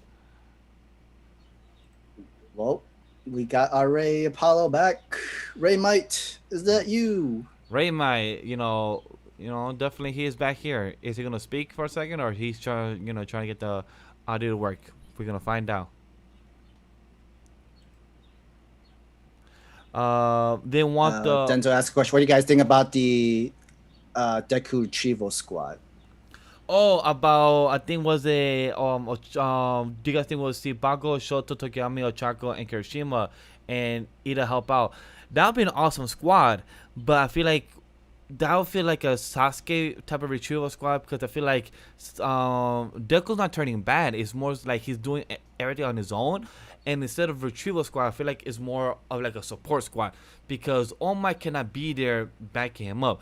But with these people, Shoto, Baku, and them, I feel like these people could actually not be on par with him, but a good support system where they could be on the front line where he could take a nap, eat, or something. Like, he could actually do these little small things while these people could actually do the cover for him or support squad. That's what I feel like they could do. I could see that happening. I don't know if Shoto would be involved, though. No, because of everything he's doing with Toya right now, but yeah, that's true. I could see that happening. I can see a bunch of people getting together. I can see Bakugo going after him solo, and then Kirishima and the rest of 1A going to help him go after Deku. But Shoto, I don't know. I don't see him being there. But who knows? Yeah, I don't see Shoto either. I could see Ochako, Bakugo, maybe Kirishima. May for the support class items, that'll be amazing. This chick should bring some support items for Deku. He needs them support items. My man is broken. That's why he needs some support items for his arms, his feet, his legs, His body, my man is a broken man that needs to go to the hospital ASAP, but he needs some type of support items ASAP as well. I mean, technically, he doesn't need support items anymore. Remember, Deku said he works just the same as All Might, 100% without any recoil. Yes, boot. but that means he's Yeah, fine. He but doesn't Sam, really need but then any what I'm new saying tools. is that he has a lot of scars and bruises, so like the support items will help him with his body type of injuries. No, he needs not rest. muscles. My boy needs sleep. Boy needs sleep. But even in the last panel that we saw that he has a lot of scars, a lot of injuries, is what I'm saying. That like those support items could help him support his body, meaning his first aid type of kit and everything. And also he needs a new suit. Is what also they said as well. That new suit needs to happen because this current suit of his is rip apart. I'm with Sam on this one. I don't think he needs support items for basic injuries. He just needs to eat and he needs rest and to heal normally. What he does need, like they already said, is a new costume, and he needs the support items that he already uses to be replaced, like his gauntlets, the boots that he uses for shoot style. He needs those to be repaired or replaced, but he doesn't need support items for these like basic injuries. He just needs like rest and food. He needs to take a break. But I get why he doesn't want to stop, because All for One isn't, Exactly. Yep, I'm with James and Sam on this one. Sorry, Miguel. Suck. Ray, welcome back. And first, Andrew, thank you for that $4.99 donation, man. Andrew, who hurts me the most from the My Hero Academia chapter is when All Might fell and Deku didn't even look back and he feels okay. And like that brought in the drama. He doesn't even look back anymore. He doesn't see me as the person to help him anymore. It's the you don't text me no more, relationship with your parents. It definitely Deku being like, hey, I got a job to do. You put all this responsibility on me and now I'm taking it. So you can't take it back from me, essentially. So y'all said it earlier. Deku's a child. He's like, well, I can't say a child. He's a teenager who is growing and has more responsibility than anybody else. But he's falling into the same trappings of trying to be All Might when he knows that I think he knows that he doesn't know that he can't be All Might. That's not what people need right now. They need a hero that works with other heroes. You know what I'm saying? Because again, and it's been a very similar message the entire time. You can't do this by yourself. Because look at what happened the last time somebody did this by themselves. It literally destroyed him. I'm talking about All Might. It literally destroyed him. Yeah, the whole flashback. And it literally destroyed him. That's what happened when he did it by himself. And so it's gonna be Deku's friends saving him from the trappings of his own doings, essentially, right now. Yeah. And I can't wait to see that. I can't wait. I can't wait to see his friends, basically bring him back. It's like, hey, idiot, we're here to help you. We're all heroes. You're not the only one, you moron. I can hear Bakugo right now. You stupid Deku. You can't do it on your own. Damn nerd. Yeah, exactly. But no, I absolutely think that it's going to take his friends to kind of get him to see his own failings. Because I don't know, or maybe he's just in for a very large failure at his own risk. Basically, trying to do way too much and literally overexerts himself. Because after they keep hinting on he hasn't eaten, he hasn't slept. They keep fatigue is a real thing. Yep. So we'll see if that's what it is. He gets basically I don't know. The scene that I picture in my head is he's stopped for the night in an abandoned building to rest, and Stain sneaks up on him. He's like, "Look, see, I could have killed you right here, but I'm not." So that's what I can see happening. Yeah. And then Stain kind of is like, "What?" Stain's like, "What the hell are you doing? You don't look like the true hero that I know you to be." And then they have that conversation, and that might help him, I think, truly. So I would love that, bro. That would be sick. But I'm like, that's where I'm hoping this is headed, straight up. Because somebody needs to talk some sense into this boy. Because now he won't listen to All Might because he's already listening to All Might in his head. If that makes sense. Oh yeah. So yeah, because we saw all of that dialogue in the chapter. It's like you told me I'm next. Tell the people that I'm here. Mhm. Like he's put all of these expectations onto Deku, and Mhm. Deku's doing it, right? Exactly. Yeah, it's damn. This was a heavy chapter for me. Yeah, man. This would hurt a lot, and like especially with Death Arms retiring, bro, that hit me very very hard because we've seen that guy be in action. We knew he was a hero, and then he was like, "I'm just a person," and I'm like, "Shit." Like, yeah, they are. Your heroes are just people too. So it takes somebody who is willing to shed being a person at times as well to be a true hero. And that hurts, bro. That's so, big facts, dude. Big And facts. Yeah. But this I chapter do- was great. I do want to give the correction to what Light was telling Denzel, is that he's not 100% All Might with the One for All, but he's 100% with the skill set that he has from the other predecessors that is at 100% All Might. Right. So we all understood that the same way, right? Yes, the point that matters is that he's operating on the level that All Might was when he was with All Might at 100%.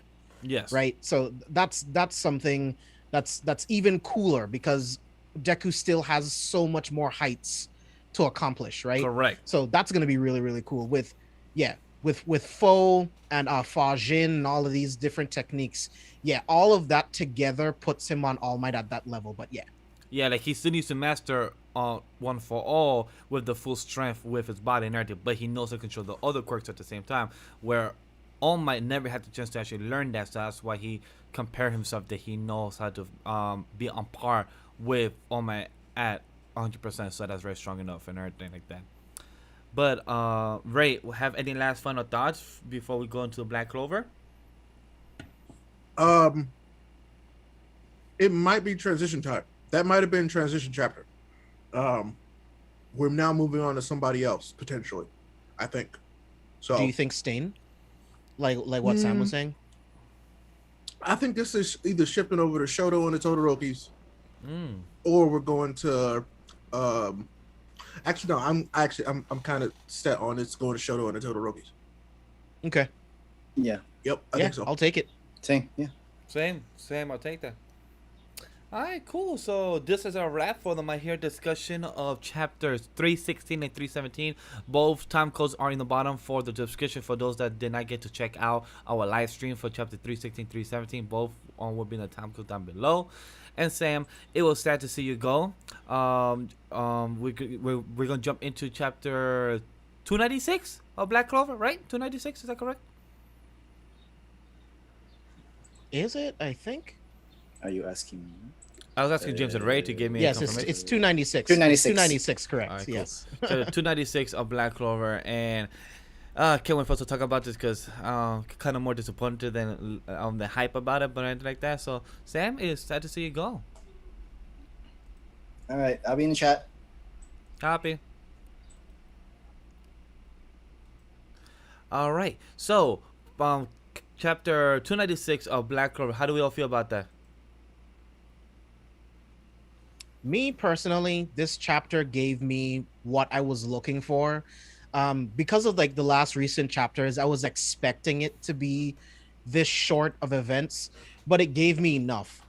This chapter gave me a sliver, like a small glimpse into what Noel's power is like using the water spirit. We've seen Noel fight against Ivanica before, and she wasn't able to handle her blood magic, and now she's just flying through them, destroying all of Vanica's creations. And I love that we got this flashback like of Vanica fighting Noel is giving Vanica a flashback of when she fought Osier, right? So I love that we're pretty much getting to know that Noel is at this point is on par at Osier in her prime, and just watching all of this from Vanica's perspective, which is something that I really liked about this chapter, getting to see this fight from Vanica's perspective and how she feels about fighting Noel versus what it was like fighting Osier. So I really, really like this chapter. yes, a little disappointed because I wanted more, but I loved the parallel of seeing how Ossier stabbed Vonica and then watching Noelle do it in the last panel. So it got me really, really hyped, but waiting for more. So to add to what James was saying, Wait, I'm gonna say it. I'm gonna say it. I was right. I told y'all this fight was gonna be short. I told you. I hope so. Yeah. No. I hope it's short because this is why I said let down, because I feel like if it happens next chapter, which she says, yes, give me more, and then she gets controlled by Mijikula or a different transformation from Bianca, I'll be like, cool.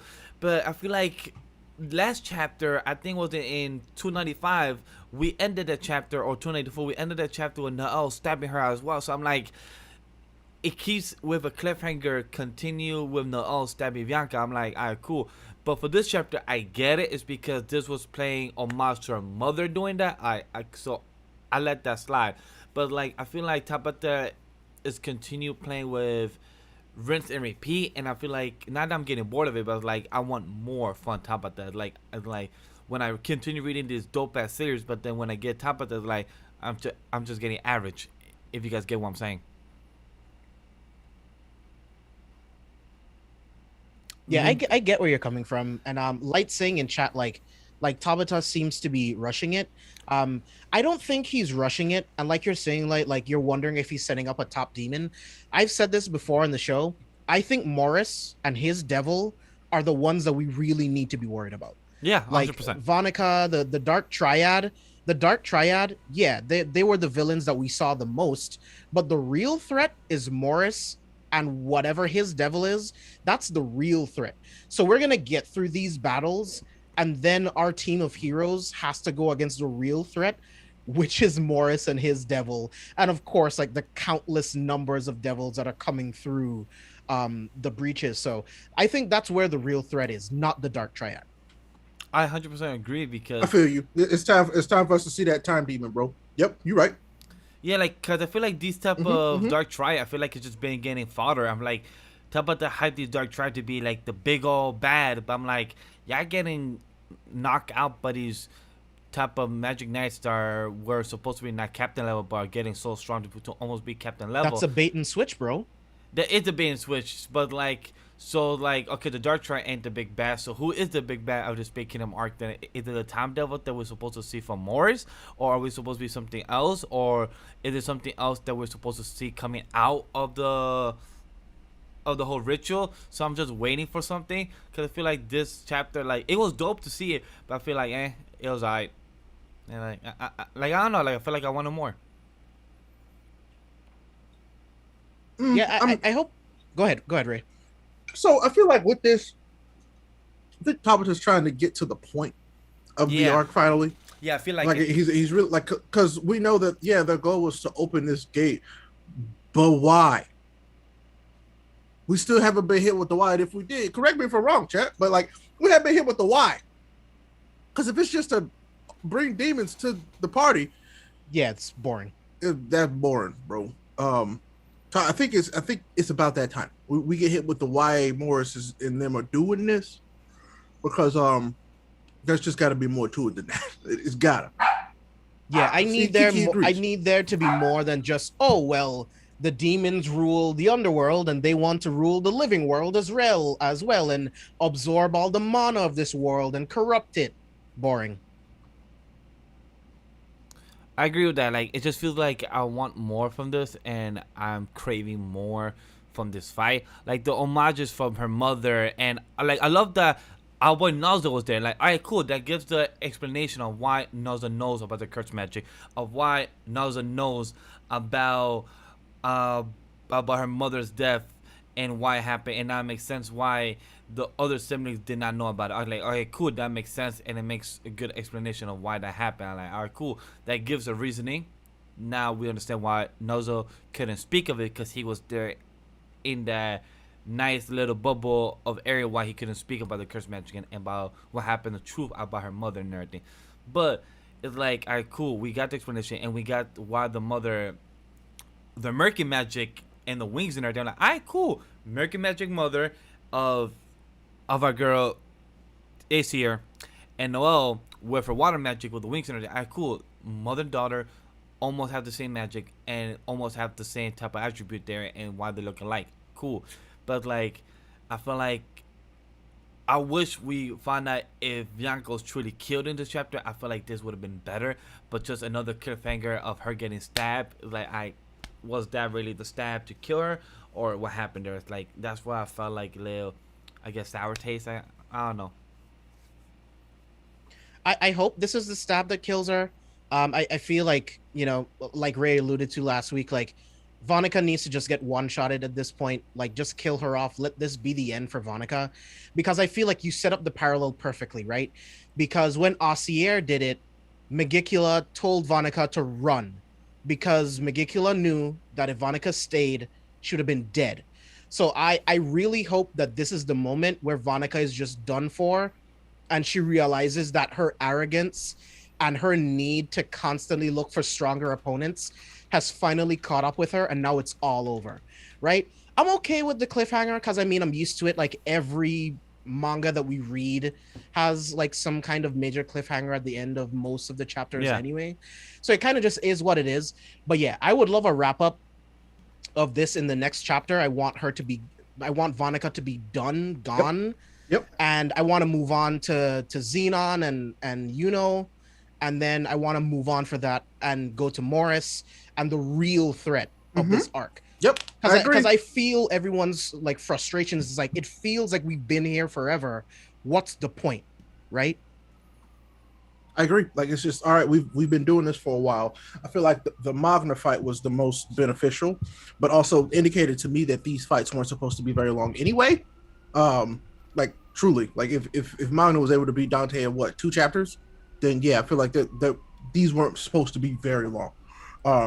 Like getting to see Asta's, new form kind of cleave through 2 high-end devils was, I feel like, really, really important. So I feel like I think we got to see an L. And I'm like, is it going to be Yuno again taking an L, or is it just going to be another, like, hey, I'm about to, wash you real quick. So, but yeah, because we got to get to Morris, bro. We got to. Like, it's just, I need a little bit more. Because this one is the one that is falling into the trappings of next time on Dragon Ball Z. Yeah. And I'm like, we can't do that. So I agree. Hopefully the pace catches up. I feel like this is falling into the trap of the next episode in Dragon Ball Z. Like, I feel like the next episode, Black Clover. I'm like, but I don't want to wait for the next episode of Black Clover. I want to find out what this episode Black Clover is supposed to give us. Like, next episode of, next chapter of Black Clover. I'm like, no. Like, I was kind of annoyed with that. Like, I kind of wanted more, but it's like, whatever. Yeah. So I mean, like, I didn't hate this chapter. It was nice to see the flashback.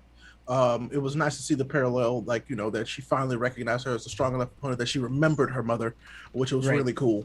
I don't know. It was lit to see Noelle just kind of do her damn thing. Like, the fight before, night and day difference. Like, it was basically, everything she could throw at her, she had a counter for, and it was beautiful. So yeah, more please, but like, wrap it up. So. But no, I liked it, and that's about as much as I can say. Yeah, I really like this chapter. I loved watching Noelle's Sea Dragon's Roar just obliterate Vonica's Red Beast, like, because that Red Beast gave them so much trouble that first time. So it's nice to see the difference in Noelle's power level in combination with having the Water Spirit. So yeah, man, I had a lot of fun with this chapter, but yeah, man, like Ray and Vash already said, like, I need more. Yeah. I mean, but let's be real. So we know what's going to happen, right? She can't, like, Veronica's going to know that she can't beat Noelle now, so she's going to defeat her by killing Lord Opexia. That's what's going to happen. Yeah, that's probably because I was wondering, I'm like, we all know that Noelle is going to end up with the Water Spirit. We know that's going to happen. So how does Lord Opexia die? Thank you for bringing that up, Ray, because this is the perfect moment. It's like, all right, cool. Well, I'm not going out by myself. And then she, like, accelerates the curse or something. And kills or she used that, the explosion magic that she used with her little pawns before. Right. Unless Noelle can figure out how to beat. Oh, Nero is there, isn't she? Mm-hmm. Yeah, so Nero might be able to, like, negate it now. So, we'll see. But yeah, nah, I'm like, all right, there's a lot of ways this could go, but knowing Tabata, like, she'll probably live. And be like, no, you did so well with the water spirit. You too be good at this. She dies of like her weak body. I don't know. I feel like That's how Laura that, like, it can Pachica will happen, die. Not saying I want her to die, but I feel like Laura Pachica could die, and I hope she kind of dies. Like again, I don't want her to die. Like, but I feel like it would be nice for her story to end here, and then Noel could keep the water spirit as hope to continue it. Then, and we get Gaja to Gaja, you protect the Heart Kingdom. Blah. Yeah, like that. Yeah. I can see it. So I don't know. Yeah. Like I said, I'm not mad at the chapter, but it's kind of like, cool, you know. Same. So, I'm like, come on, man, you've been doing pretty good, but then he slowed down exponentially, and I'm like, why? Yeah. What happened?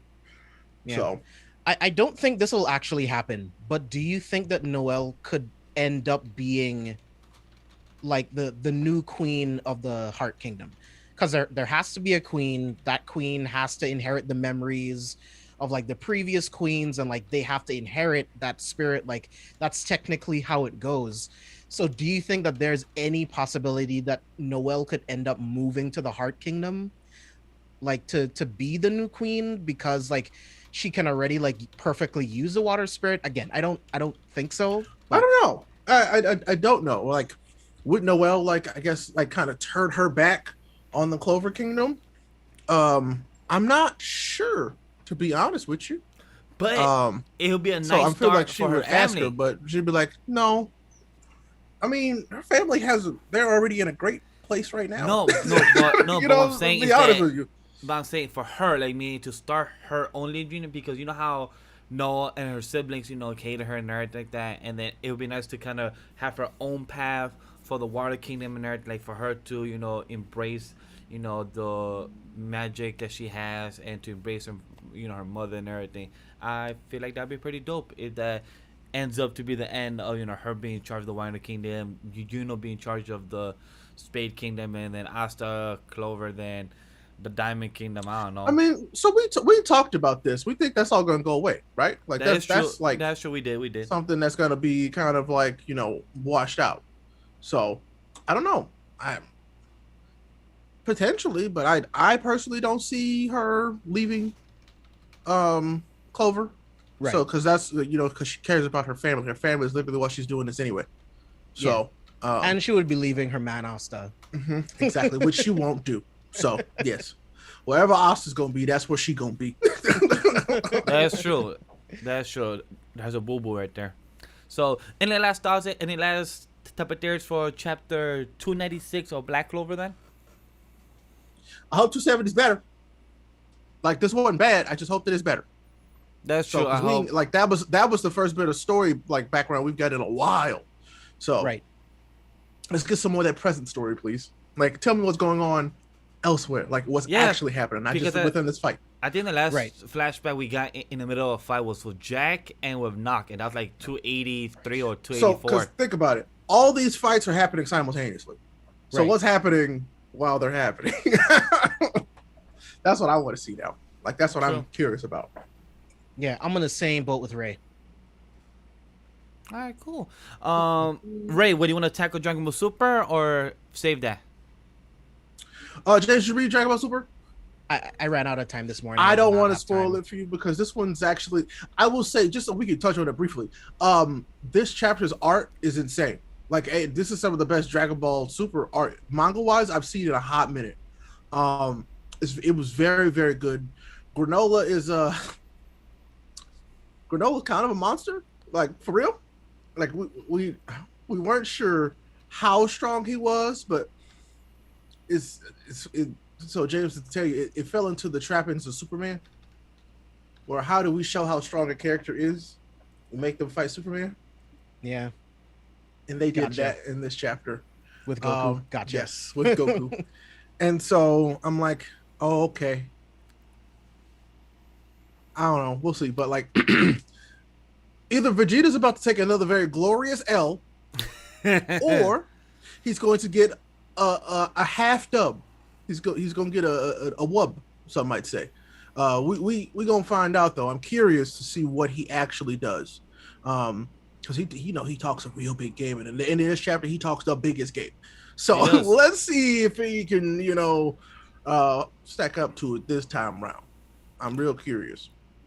And to add to what Ray is saying, and not to go into spoilers as well, I love the last page or 2 pages of what Vegeta says to our boy Cereal.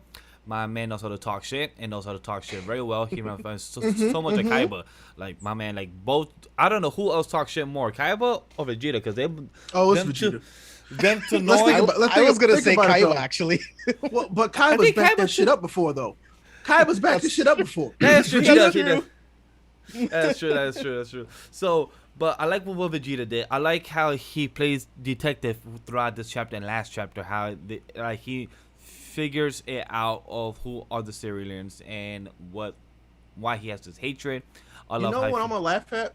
If he uses talk no jutsu. Yo, if Vegeta does talk no jutsu, I can see Vegeta doing talk no jutsu too. Wow, that'd be so different from Vegeta. That'd be very different. That'd be pretty dope. But I love how we see the Vegeta, so like I said, about the detective, where he figures out that they were played by fool and everything like that. So I love how they figured out. I do agree with Ray that the art in this chapter was really well done, showing that I think the first like 10 pages were mostly to have a battle between Goku and our boy Cereal. So that was really dope. It was well organized of how the fight was going. And I gotta say, I'm really invested with this fight and this arc overall. So I'm really having a great time with this as well. Whew, yeah, but no, I had a good time with the chapter. It was basically more Dragon Ball for me, and I could never really be mad about more Dragon Ball. When Dragon Ball's being like itself, I'm having a good time. You can kind of see where it's headed, but I'm still having a hell of a good time. So, yeah. So Vegeta, just don't get your ass whooped, okay? That's all I'm asking you. Just please don't get your ass whooped. Please. For the sake of all of us and the little bit of pride you got left. Well, little bit of pride because Beerus did tell him in the last chapter saying like, hey, you gotta let the pride shit go. So that is true. His pride is starting to kind of go away now. So I'm curious to see how that continues. Maybe I wonder if he plays on Granola's pride as the last. Yes, because Cerulean. Yo, I'm shocked if Vegeta or Goku's gonna say that we aren't the last Saiyans no more, because technically they're not. So I'm really curious to know how's that gonna go in story as well. That like, I mean, technically no. Yeah, they have families now. Yeah, they have kids now. So I'm curious to know that. Remember that one son that we haven't seen in a very long time? Y'all remember Goten? LOL. Oh yeah, Trunks too. Yeah, Gohan. him. Yeah, remember Goten? Yeah, but no, we'll see. Goten still hasn't aged. That's weird. Shouldn't he be a teenager by now? He technically should be. Trunks too. Like, probably should be like 11 years old. Yeah. Mm-hmm. Yeah. Who knows? But no, like I said, overall fun chapter. James, you'll enjoy it. It's good. It's good. So yeah, I'll read it. You guys will have my thoughts on Thursday. I apologize for not reading it. Like, I just ran out of time this morning. Don't worry about it. But that's all. That's basically all I got to say about it. I'm looking forward to the next chapter. That is always fun. Yeah, if I'm correct, that's going to be chapter 70? No, 74. 74, if I'm correct. Yeah. So 74, 75, 1 and 2. I'm just curious what the chapter is going to bring up, and I'm very excited for. So, Dragon Ball Super next month will be July 20th on a Tuesday. So, that's going to be a question of will we do coverage for it on a separate video? Who knows? So, you guys will be finding out for that when that week comes. So, that's for sure. Mm-hmm. So, any last thoughts before we go, Sam? And if Sam wants to jump back in, and we can have a quick, segue. Oh, Sam is here already. That's quick of him. So, any little segue out? I said I was in a chat. Yeah, he was there. I mean, this was a solid week for Jump. I won't say it's My Hero continues to slap. I'm not even going front. My Hero's been at a stride for a while. But I have to think that it's going to start to slowly taper off just a little bit to kind of get into the meat of the story again, because we've gotten a lot of exposition in the midst of a lot of combat. You know how Horikoshi goes. He likes to usually he takes a little bit of a break with the action about now. Yeah. Which was kind of this chapter, but I think it goes into the next chapter as well. So more story time, which I'm all about, especially from Horikoshi, because he does such a great job. And then I mean, I'll be honest. I miss JJK. JJK is sorely missed, like sorely missed. So I can't wait till that's back up at full strength, as well as our mangaka for that one. So Like Horikoshi is like he's one of the pedestal right now because One Piece was also on break. Gigi's on break. I mean, there's still of course Mashle and Undead Unluck. I need to catch up on Mashle. Mashle's looking pretty hot right now. Like for real. Oh, you know, things change when you get that cover page, bro. So and they got that cover page and they look good. Select your fighters. Street Fighter, which one? Good. I was like, that's all they had to do to get me interested. So I'm like, okay, I'm in. So I'm gonna start reading that this weekend. So. And also for those that don't know, Hardboy Cop and Dolphin had the last chapter today as well. So it's very sad. 47 chapters in its run. It did not reach its full year. But sad to say, 47 chapters still a longer run than Samurai 8. 43 chapters that series had. Yeah. Are any of you guys caught up on Hardboiled Cop right now? I am now just too behind. I just had to read the last chapter and then I'm done. I technically was reading it before we started. This makes me really sad, man. I really love that. Cute ending, I would say. Good. Cute ending. But now y'all need to catch up to Mago-chan. I do. I didn't get to finish this chapter. How about can we continue our big homework One Piece? Because that's what we're all agreeing on. Where are you at One Piece? That. I'm on 140. I'm literally right behind you. Hey, bro. Not for long. You about to eat my dust, nerd. I'm skimming through because I know what happened. I'm on like. I'm about to probably be chapter 250. Oh, nice. So. Nice. Yeah. Bro, I'm on chapter like 20 right now. Okay. All right. Working on it. Soon. All right, guys. So let's put the segue out.